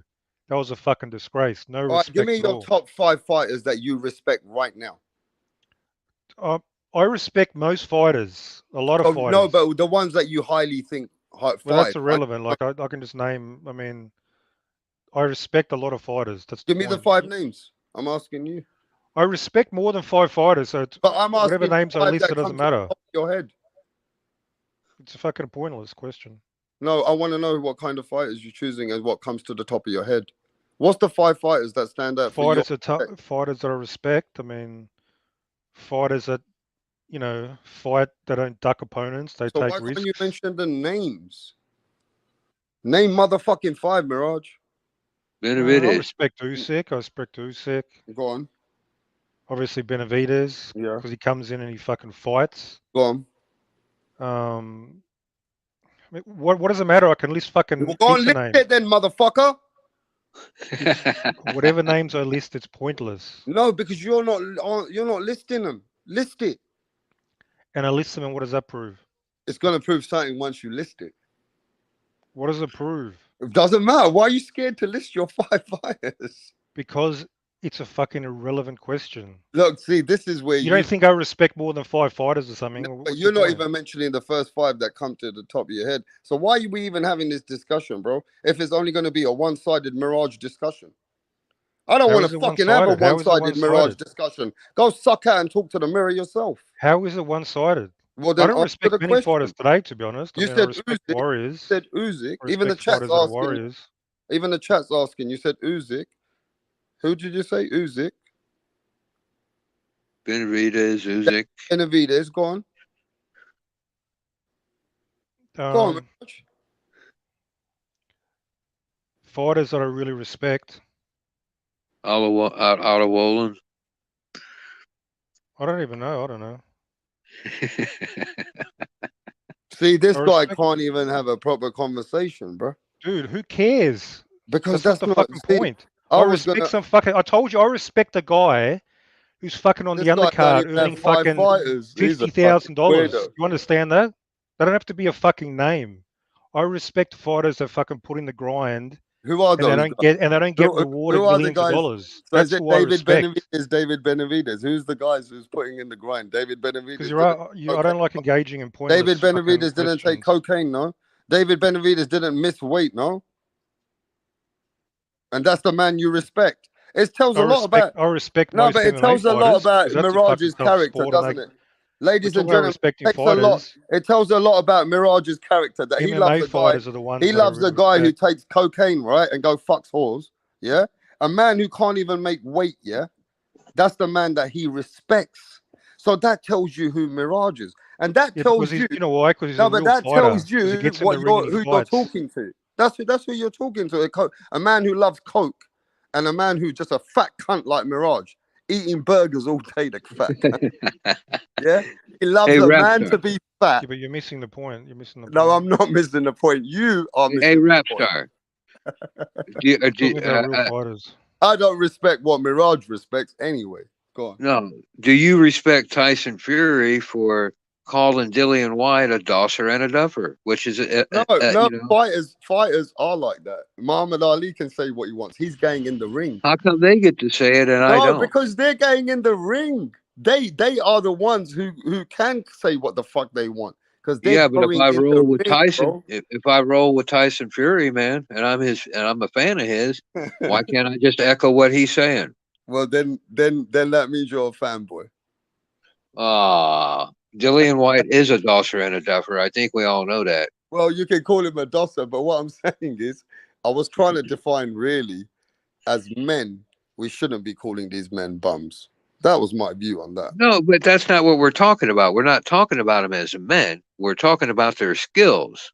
Dillian White has bum skills. He doesn't have world-class skills. Give me a break. He Man, has bum skills. I That's why you already call him a said we're bum. comparing him to other fighters. That's what is correct. why do you think the fighters don't respect you guys? Why do you think fighters don't respect people in YouTube, bro? Because they don't. Why? Nobody They're respects irrelevant. anybody on YouTube, bro. Staying alive. This is what's going on, Punch. Look, What's this going is on? what's happening, bro. Move. 1, 2. That's it. That's it. That's it. With your arms now. That's it. That's it. Move. 1, 2. Hey, people say that that's Terence Crawford not signing the fight. Hey man, I guess he's pussy. I don't know. Oh man, come on, Punch. Hey, Punch, that don't sound good. Come from your mouth, though. I Hey, know, but So, Rapstar, did you Punch, respect Triple you G for his trolling, performance last week? Punch. Don't I understand. You know what I'm saying? This I gotta understand this community. You understand? I understand that if people is not here to really learn or anything like that. It's just the fighters. So let me just have fun with the people. Rapstar, do you respect Triple G for his performance last week? Say again, bro. Do you respect Triple G for his performance last week? Or Punch, Answer do the you question. respect No. You know what I'm gonna say to Mirage? This is to everybody in the channel. Mirage, go suck a fucking backside of your boyfriend because you never answered my questions. So now I'm gonna treat you the way you Okay, I treated. only respect 2 fighters. That's it today. I don't See, respect Mirage anyone. proved to me, Punch. He don't even respect more than 2 fighters. I respect all the undercard fighters earning chump Mirage change. don't really respect more than 2 But fighters. out of all the stars, This guy has. And let me tell I you don't who respect Mirage is, ladies and fuck gentlemen. all. You Let want me me to tell you who respect Terence Mirage is, Crawford ladies and gentlemen. Let me for tell you who Mirage is. cherry picking and failing to sign this failing to fight the second best fighter allegedly in the sport for like 4 years Hey, and ladies and vice gentlemen, let versa? me How do tell you Hey yo, you who respect that? Mirage is. yo, Let me I tell How do you you who think he is, respect this is that? Punch. Punch. I found out who he is. I done homework on Mirage. And I'm going to prove it. If Mirage wants to, I can prove this. About 2 years ago, Mirage used to go to these other channels to talk about MMA. He's a UFC fan. And he made an oath in the way that he's speaking that he wants to destroy boxing. He's really an MMA fan, you know, right? Mirage I don't am really an MMA like fan, but boxing. I don't know Mirage about don't this like fucking. boxing. He loves wrestling. He loves that wrestling more than boxing. That's the problem. He don't respect the sweet science of boxing. So it's hard for us to be on the same page as him. Do you get me? but it's He not only loves him, rap no, star. but Punch. This is what he loves. He loves this sport. He loves this guy. Move. 1, 2. That's it. That's it. That's it. With your arms now. This The is Mirage's community. Go on. Go on, Punch. Yeah, you were saying, Punch. Yeah. Mirage, you don't respect boxing. Come on, Mirage. You don't really Not respect only boxing. Mirage, a lot of people don't, bro. Don't But I single believe that no, man but the out. difference with John, I've had different conversations with John. He has been in the game. He's way older than me. And I've seen what he's been talking. John, I think you do respect boxing, John. Yeah, Rapstar, I don't know where the nice try to disrespect fucking. talk's coming from. No, because You're trying to poison the world. Mirage don't really respect boxing, John. I'm I've been gonna watching keep it real. boxing since the 80s, okay? But he And I don't do respect the What do sport. you mean? That's what I Again, you're say. talking about these generalities. Oh, do you respect boxing? I've seen your video in the MMA. Wait till I expose you. But No, I carry haven't on. been. I wasn't anywhere 2 years ago. I don't know who you're talking Don't about. worry. It wasn't me. I've got you. Carry So on. I'm not worrying. Carry on. I respect most fighters, mainly fighters from previous eras, like the Mexican Warriors, the Morales, Barreras, the type of fighters, De La Hoya, fighters that bring it and The fight. commercial fights. That's all he knows. The commercial fights. No, and I respect, like I told you, the no names that fight for chump change, but stars today, most of them don't deserve respect because they're all divas. They're all divas that are overpaid and they fucking don't fight the best opponents. That's the bottom line. So it's not this black and white. Oh, you disrespect all the fighters. No, it Look at depends Jay on the fighter. Santiago. Jay Santiago says people who call fighters bums are bigger bums. Why? But Well, why you always? we're not boxing Why bums you because we always don't bringing up? box. Why you always bringing up that all these fighters they get paid and stuff like that? Do you know that the build up to their fighters is that they wasn't getting paid? A lot of in the amateurs. Sure, that like, means I respected them on the way up. If you hear I all these, respected them on the way up until they became divas. if you hear these fighters fighting 200, 180, 250 amateur bouts, you know all them fights was for free. Do you know that a lot of these fighters are going into the professional level already young and having already brain damage, fighting for free? And now it's time to get paid, and now you calling them a diva because now they want to get compensated for it? Well, what if they can't draw and put people in the seats? Pay them anyway? I'm not Hey, saying Punch. that either, but don't disrespect that they trying to get paid. Hey, Who's doing that? I'm saying in general, brother. I'm saying in general. Don't think that everything is a direct question to you, a direct answer. I'm Well, I speaking don't in know who general you're how talking people about, man. talk about fighters. Like when they be like, "Oh, why Well, is so Ryan what, man? Garcia?" People say all kinds of shit. I know, but this yo, go ahead. Go. I agree with you, my brother. I agree with you. Yeah, but you're just saying the same shit, I agree man. with you. I agree with you. I Yeah. agree. Whatever you say, I agree with you. Well, okay, that's good. That's the way But you ought to anyway, be. Like a little. I just Yeah, made yeah, you yeah, my yeah, bitch. yeah. I'm your bitch. Yep, I sure did. yo, man, why does it have to be like that, John? Why can't you let Punch and you have a dialogue? He don't want to have a dialogue. No, He don't want to have It's doesn't a want like, to dialogue. have He a just want to like be dialogue. John. honest. He It's want to like be a you don't dick. give. He's It's like just a hater. He's just a it's hater, like you man. don't give Punch, Punch the He's just a opportunity hater. to have any He's dialogue just with a him. hater. Punch has had plenty of You opportunities. mad I got a woman and you want a fucking man. Alright? You And can't let's suck be my honest dick, though, bitch. You John, can't do it. is that dialogue? Is that John. dialogue? Is it? No, but let's just see if we can have dialogue, man. Because look, you're in boxing, but he's actually He's in not in boxing. boxing. He's really He's not in in boxing. boxing. He's You not in know. boxing. But what I'm saying is they watch boxing, they live for boxing every day. They don't live for boxing. They live for trolling, bro. That's why they're here. They do it for killing time. Yeah, don't try to project his authority, Punch. No, Like you Punch, Yeah, deserve they do it everything for you no, got. killing Punch, time. Nobody's buying Shut that the fuck bullshit. Punch. up. Mirage Killing might be Fuck time. with trolling, but you're a John's Canelo actually into fanboy, boxing. Shut the fuck and up. you Shut wanna the be an fuck establishment up, fucking man. Shut shill. the fuck. This is That's having fine. fun. I'm gonna We're have not fun with you. establishment.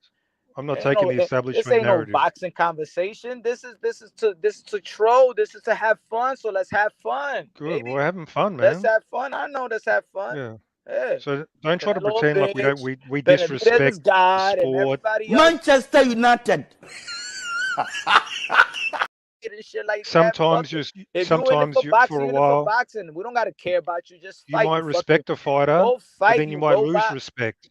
Then you You might damn lose pit respect bull later, chicken. depending on their I career, don't give a fuck how much a rooster get paid depending who they either. fight. It all depends. I don't It's give a not fuck that how much. But it's not Punch, I don't I give a black and fuck think how I white. much. think we are. Let's keep it factual now. There has been a lot of fans lately, right? They're not respecting fighters anymore who can't even knock fighters down or knock them out. Nowadays, they're saying that fighters. Praise show. What's his name? Southpaw. Mm. That's one of the good channel. Southpaw's a legend. Southpaw's a legend. I know. Respect for Southpaw. This is I what's love them happening to all. boxing, bro. People are the sickest people. Southpaw, But LDBC, let me New just say Media, this: Kaka TV, Dante Boxing Nation, the gods. What do you mean? boxing. People just want to see blood, sweat, and tears, bro. They don't want to see no blood, We sweat, want and to see tears, bro. They are bum fight. because they see blood, sweat, and tears and you lose, you're a bum. They don't want to see You no want to blood, see a sweat, and tears. fight. That's the whole point of the sport. Get in there And you and don't want to see fight. a fight. You want to see a fight, but then to talk shit about the fighter. You don't Well, want to see a depends on fucking how they fight. fight. What you Depends want on to how they see, fight. what you want, Are they what you going to want to fight see or are is they a going to do a Triple G downfall. and Canelo? Are they going You to don't want to see a dance? downfall. You Are they don't want going to to see a dance and fight. take your money? You don't Are want they to going see to a dance fight. and take your You don't want to see a fight, $85? Mirage. You don't want How to see a dare fight. they? You should be You don't want to offended. see a fight, You should be offended you paid that money and bro. you You got that on every performance. yo. You should ask for a refund. The boxing profession You are should give a 50% This is refund when the fighters stink it up. 2 o'clock in the morning. and then you on BDA talking shit about you, or you take your whole time. You don't at least jerk off once in a while. You on channels I do all that often. day, and that's all you do. Give I jerk off no plenty. fighter to disrespect. That's what you do your whole life, your Oh, whole time. you're gonna give me a You never, psychoanalysis as well? you never Okay. thought about that, my brother. You never said like, yo, let me do something else with my life.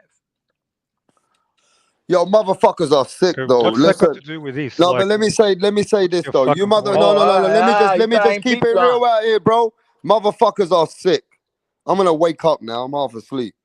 If you support that pussy mental fucking crazy motherfucker who does come to my channel and actually said, yo, this guy's cool. Who? Right? His name is South Pussy.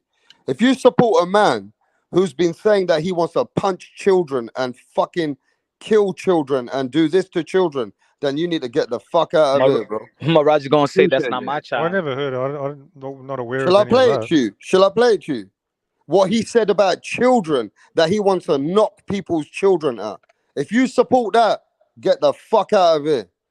I Hey, told you I haven't seen any of that. I've just seen him shitting I on can show Canelo. you all of That's that all I've shit. seen. I can show you what he says about Well, if he's children. about, Now, did he say it about children? I even told him, don't speak about that shit and you can come onto Well, I this don't agree panel. with speaking about children. Yeah, and that's what this motherfucker been doing, speaking about children, saying that he's well, gonna knock children out. People's kids, that he's been saying that he's gonna do this to people's daughters. If he sees the daughter, I'm gonna give her a Well, that's right a bit hook extreme. and all these crazy shit. So if you Mike mention these Tyson. names on my channel and a young boy comes on this channel and wants to support that, don't you ever come back to this channel. Well, Mike Tyson told the reporter that he wanted to eat his children. Yeah, Do you but that support was that? no, but what I'm saying is that was something when Mike Tyson was doing this as a fighter. Mike Tyson was crazy in the motherfucking head, and this is what people liked him for at that time as a fighter, right? We can't define the both, which was a fighter which came once in history, coming out as a kid, knocking everybody the fuck out. That was a different time. We're talking about a man who's preaching this on his YouTube channel, Who saying that is? he's going to do this to children. Who? The Children, or channel that Mirage is saying that he likes. how So old I were the can't children? have Like that preached legitimate on my children, or like channel. just, I don't like, want that shit preached on my motherfucking channel that people are trolling that. Because if Mirage is trolling that, then I've got to shut him down. well, I I'm not told going to you, listen I to that shit, wasn't bro. aware of any of that shit. I don't know what he's talking about there. Was he Retarded talking about people, like bro. adult children, like, or like kids, literal You kids? people can't I take don't know. people like this seriously, bro. This is fucking crazy, man. What I'm seeing in this world. Anyway, let's go back to the boxing. Forget about it. Motherfuckers, It's you not that are relevant anyway. crazy motherfuckers. Right, well, listen, let's get back to boxing. What the fuck you want Yeah. to do about boxing? Who do you want to So the slander problem now? is, if you Who do you respect, want to slander now? Because I'm going to tell you now. Who do you want to slander now? you can talk about respect, but you can go too far the other way. You show too much Yeah, respect, you look at your become best. Look at the best subservient. boxer in the world. Yeah, yeah. Look at him. You just bend over, and then you just accept anything they get. And yeah, so when you show too much respect for Canelo, and you keep handing over the money, then he'll keep just fucking ducking fighters and stinking it up, and he'll take advantage of this respect. So you have to be has to be measured. You can't go too far one way or the other. It's something you need to consider. See, I don't respect Canelo. Like I actually respected him when he was coming up. He was actually fighting, but then he became a diva. Then he doesn't get the respect. Now, of course, Punch will still be sucking him off to the end because he's a fighter, he's a boxer. I don't roll like that. You got to earn that shit. Alvarez learned his lesson when he lost to Floyd. And I think he took a step back and he said, wait a minute. Why do Hey, I Punch, fight? have fun with this, innit? I want to be undefeated like Floyd. Now Yeah. lost. Why the fuck am I fighting dudes like Floyd? That's what I think happened after that Floyd fight. And he never And his fought. manager as well. Then they Yeah. started treading carefully. Uh, But of He course, fought. a lot of people have been tricked. And once the hype, the hype gets built up, the cash cow. Even if he has a bad performance and he wins, he catches this guy late. Oh, amazing! He did amazing. No, it wasn't amazing. He's edging these guys out. He's not some fucking the new Floyd Mayweather or fucking Manny Pacquiao. Yeah, no, It's man. not happening. It's what I tried to tell Punch last night, is that there's two things, and a lot of these YouTubers and even Rick Glazer did it tonight. They like to commingle the two, and the two things are, one is the boxing skill set. Number two is what kind of career did he have? Yeah. And so you can have and look, man, it's just like music. You look at some bitch like Taylor Swift. If she's the best singer, songwriter, guitar player, man, guys right in my town that are better than her. But she makes all the money, but they're better. Okay, I want to now sit back and watch the John McSmith and Mirage show, but I want to see how We're you agreeing with each other. No, That's the problem. this is what I want to hear. Have you We got want to beat up on Punch. conversation- We can beat up on him if you want tag team. Listen, shut the fuck up and listen to this. Have you got any uplifting? What would you say that's uplifting in boxing right now? What's very positive in boxing? I want to know from you guys. What's positive, John, in boxing today? Yeah, I'm thinking. What's positive? Well, you know, What's very uplifting? What's good about boxing today? I think a lot. You know, I think you know, maybe injuries are down a little bit. I don't know. I mean, I haven't looked at the numbers, but I would assume that with all the safety measures, stopping fights so early and going to 12 rounds, I guess that's a good thing, right? Yeah.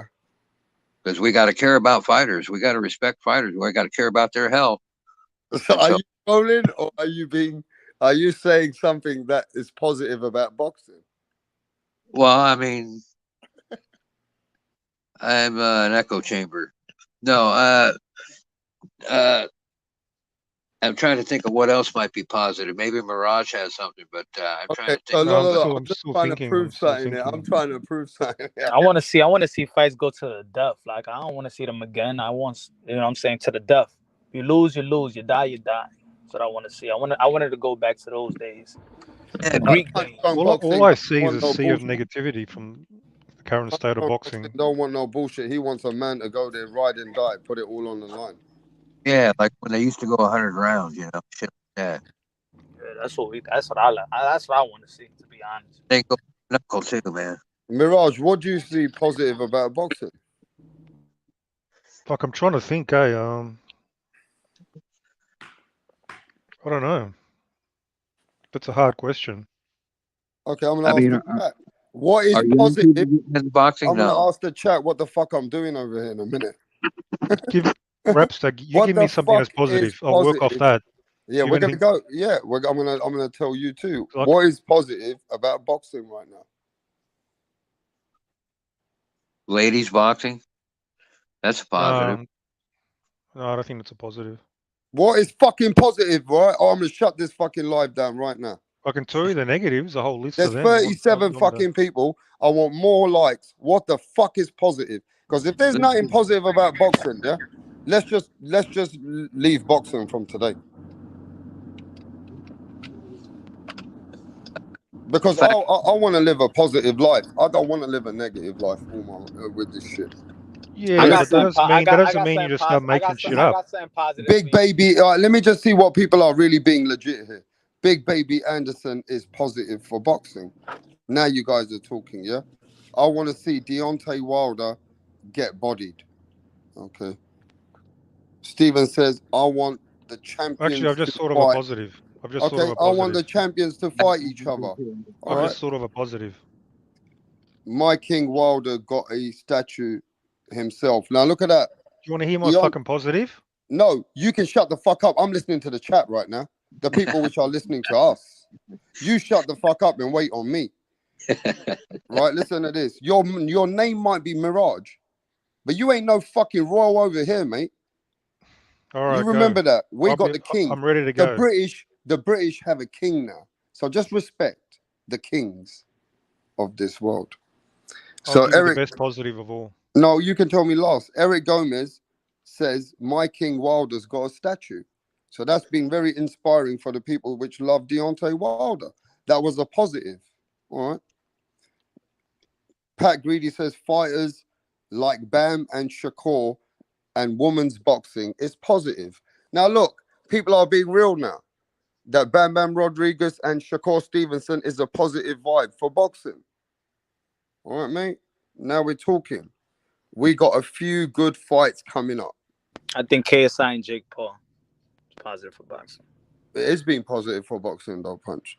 Boxing can be very entertaining. That is positive. See, boxing has got its real highs, man. It's got its highs and lows.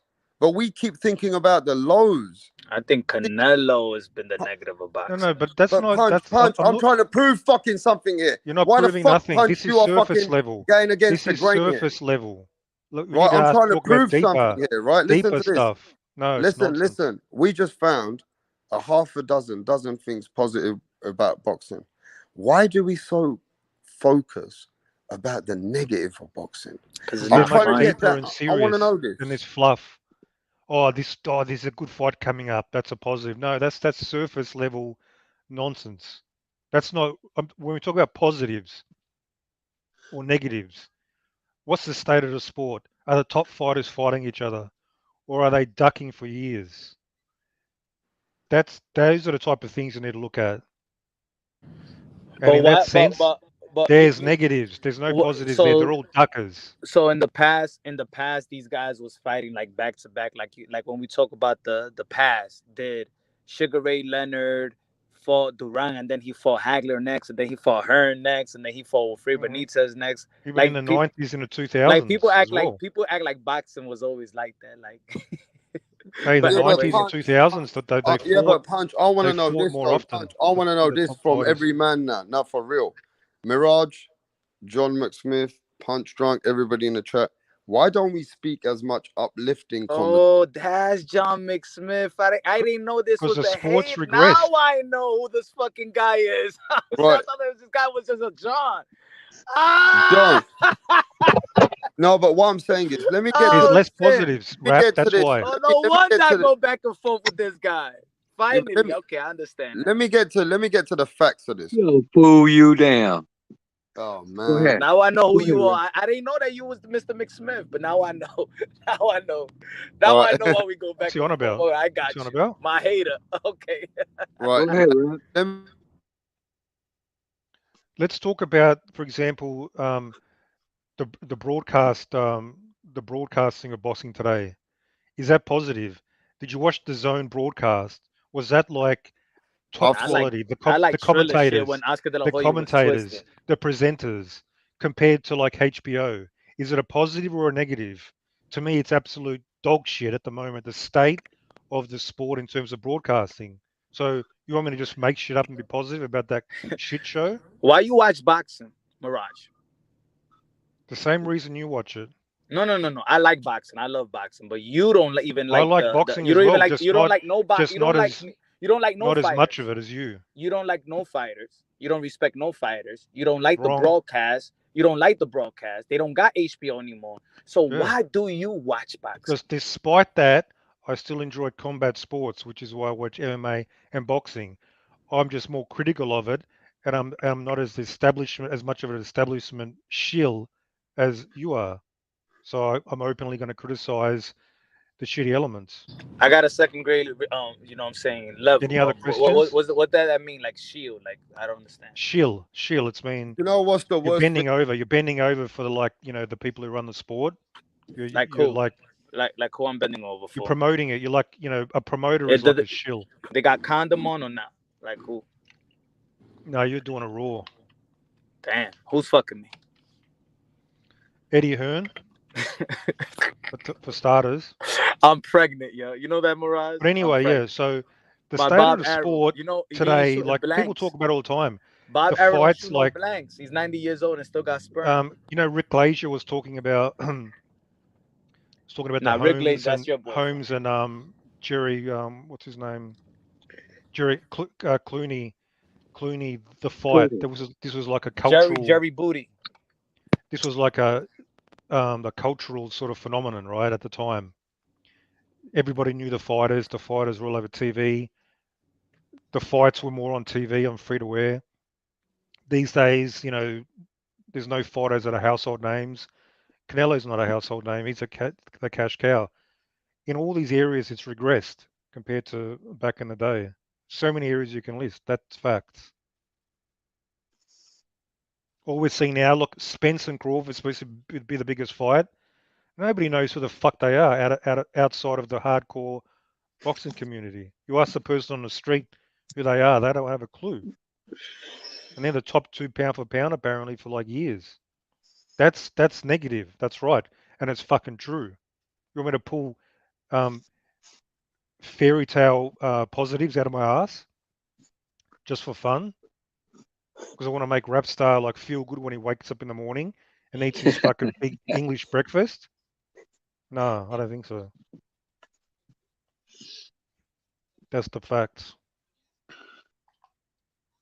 So, do you respect Tyson Fury? No, he's a fucking big mouth fucking moron. Do you respect?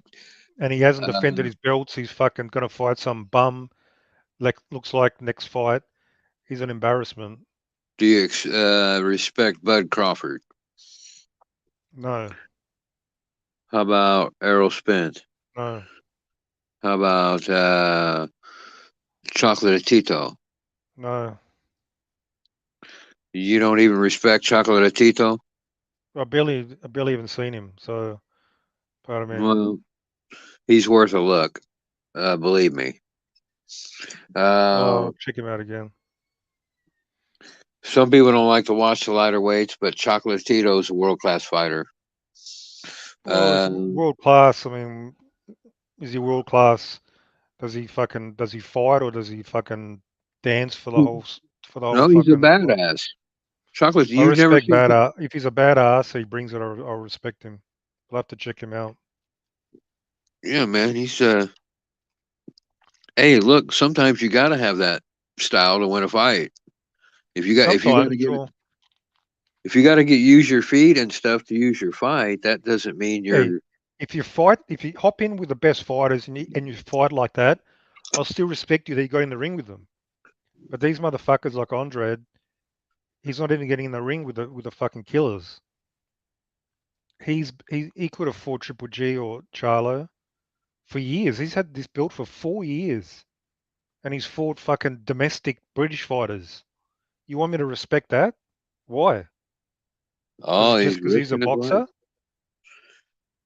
See, I risk my life when I walk the 5 blocks to go down here and get a pack of cigarettes. I'm risking my life. Yeah. So, I don't see what the fucking difference is, and I'm not even going to work. I'm The just guy going to who's get my fixing the cigarettes. tires on the fucking roof, he fucking risks his life far more often for far less money. So this blanket level respect, oh, you must respect them. Fuck off. Yeah, that's capping. That's all that is. Capping and trolling. He knows it. He knows that's all he's doing. So me and John have TKO'd Punch off the panel. It's official now. Man, I think Punch just got had enough. You need to recover, Punch. Come back tomorrow. It's 3 a.m. in Brooklyn. I'm not accepting excuses. Fuck it. Hey, anyway, let me ask you this though, John. How was the live today with Rick Glazier? Hey, I always like Rick, man. I thought it was great. He's one of these guys that you notice I didn't say shit, man. I when he talks, I listen, man, because I'm saying, did you enjoy it? Did you enjoy it that he came over here and he spoke to everyone, and it was like he spoke to the boxing world? Yeah, I wish he had him on more often. Yeah, it was a good live today. I was listening to him as well, but also, yeah, I don't really want to come on and like beat him up, to be honest. But you had an opportunity to ask your question. So I have to pull my punches. So I'm happy to listen to him. Yeah, but I gave you opportunity. I'll focus on beating up on Punch Drunk and you, for example, and the other Muppets around. But well, what about what he said? You got to give him that, John. He goes, and he's been everywhere. He's been on Fight Hype. He's been on IFL. He's been on loads of channel. He was in the Hall of Fame. He said he's been everywhere, right, John? But he goes that the way I've asked him questions since he's been coming over here is one of his best channels. I'm surprised. How the fuck did you manage to like get him to give you the time of day at all? Well, I'm you curious. don't know me anyway. But what, like I said, You are right, you are John, somebody, he gave Rapstar. me a top. He said I asked the most intelligent questions, eh? That was Yeah, good. because a lot of guys, man, they just ask these crackball. Yeah, I remember Rick was on your show once when Punch was on and he left. Remember that? Yeah, something happened there anyway. But look, that's neither here neither Punch there. stirred shit Look, up again, did he? Punch has been one of the main guys, yeah, that has been a big influence for rap star boxing knowledge, though. When you got to remember when you got to guys have to understand that he's been a big influence for this channel. So he's helped with interviews, he's helped with certain things behind the scenes that you guys ain't gonna give him you don't know him like that, I'm sure he has, but if he's you gonna know. act like a douchebag And on here, you have to we're gonna understand give it this, to him. We're right? gonna You have call to him out. understand this, that there's certain things that he knows about boxing that when he goes and speaks to those people, I have to take his word for it because I know that he's gonna tell me what the actual shit's going on. Same with me. You guys don't know me. You guys don't know that I know the WBC. You guys don't know my relationship with Rick Glazer. You don't know that I've That's known true. certain I was just fighters. thinking you're just a I know random certain fucking plonker. fighters, but let me say So this though, Mirage. I know maybe you have to certain give him fighters, right, more credit. that don't want to come on this channels. Then they would come on because they feel that the people don't respect them. So, John, it's like fighters are very sensitive people. If they don't Yeah. like a certain thing or certain climax or the environment, they won't give you time and day because they want to give me time and day, but they don't want to speak to the people because they see a lot of slandering and downplaying in YouTube. Well, there is a lot of that, and that's what fans do, man. They have uh, ball players they like and ball players that they yell and curse at. So I don't see what the problem is. But Every fighters are very fighter, sensitive people too. well, every fighter is going to be a villain to somebody and also be a good guy to somebody else. So if you can't handle that, maybe you should get out of the fight game and shouldn't be so sensitive. Rick told us earlier that if you're going to be in the boxing business, you better have a thick skin, right? So what's this sensitive stuff? You can't Yeah. handle somebody talking on YouTube, a professional fighter. Oh, he hurt my feelings. He said I'm a bum. Really? But fighters have got egos, John. I get called worse than that every fucking day on YouTube. Yeah, but fighters have got egos, man. They don't want to come What onto I that. don't. They don't want to come places where they're not Yeah, respected. they want you to stroke their ego like a fucking celebrity. And that's And why oh man, you're fighters so only. great. That's why media. Have you noticed? And I'm sure Mirage, you've noticed. Media have to act like pussies to get questions because sometimes, if you ask a very tough question, they blackball you. Have you seen that, Mirage? They'll do what? They will blackball you in the media if you ask questions Oh, that they don't want to listen to. You right. understand? Yes. Fighters have egos too. They don't want to just listen to anything and everything. So Well, even as media, yeah, you gotta act in a certain way to get your questions off. You know what I mean? right. So they would be well advised to stay off YouTube because you're going to Yeah, get it from every angle on a YouTube live stream. yeah, Because you man. have all kinds of people and everybody has their opinion and they all want to voice it, right? So if you can't handle that, just don't come on here. Look, man, I'm all about open freedom of speech. Everybody has an opinion. You know, this is why Rick Glazier, you know, when he comes on my channel, at the end of the day, I want people to have their opinions. I want the chat to speak to the people in boxing. But the truth is, you guys have to realize this as well. You don't respect a YouTuber who really does know his boxing either.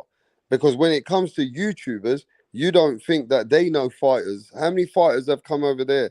Like fighters have come, if they come or boxing people come to my channel, I don't get respect for it, John, on YouTube. Well, how would somebody show you respect for that? No, what I'm saying is you don't get the views for bringing the boxing people on Oh, your. you don't get the views. Yeah, so that's the same thing as respect. Like when you bring the real boxing people, it's not like boxing's really interested in that. They're more interested in controversy conversations about boxing. You know what I'm saying? People who disagree and who want to kind of like slander some parts of boxing, or Yeah, the tabloid part of it is all they're interested in, right? Just they're all drama queens, and they just want they want to yell and shout and all that kind of stuff and fight about uh uh stuff that you can't fix, or that really there's no right or wrong answer and shit like that. They always seem to find a gray area and then argue about it. yeah, man. But You yo, know what I mean? no matter what, agree or disagree, it don't matter. You're on Rapstar Boxing Knowledge. We have fun over here. We keep it real as we can. Some people got their opinions, but at least we can get all our conversations off. It's not one of those beta male channels that people will block you, or you can disagree with me and you're not going to get your opinions. It doesn't work like that over here. And that's what I appreciate of everybody. We have all kinds of opinions and we have people from everywhere. But John, it's always a pleasure to have you on. And Mirage, we know you love trolling as well, mate. Been Hey, fun. it's been fun, man. Take it easy.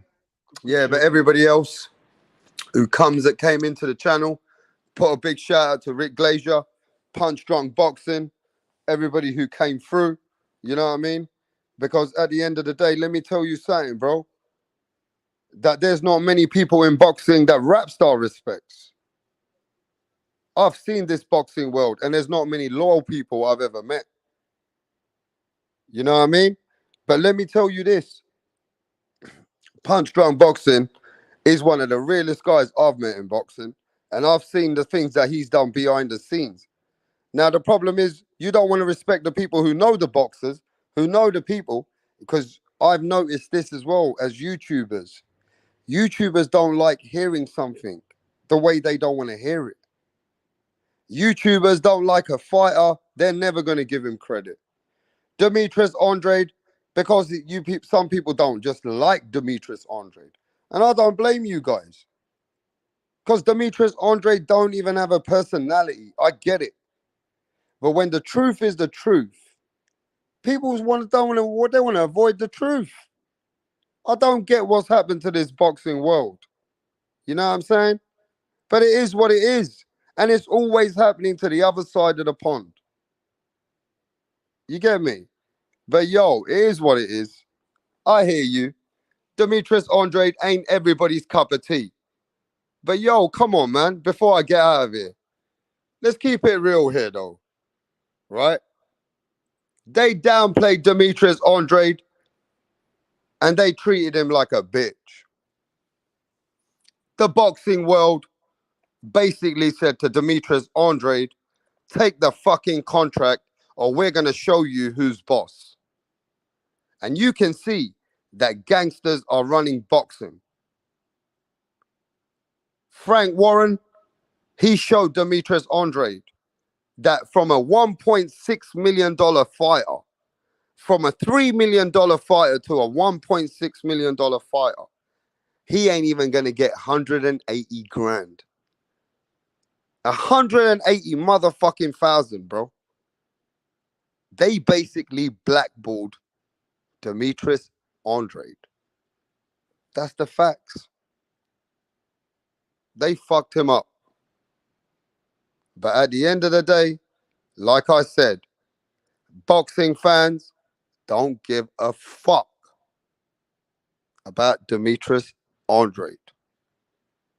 It is what it is. It's just the way it is. But you've been listening to Rapstar, and I'm going to catch you guys on the next motherfucking live. I'm out. Peace.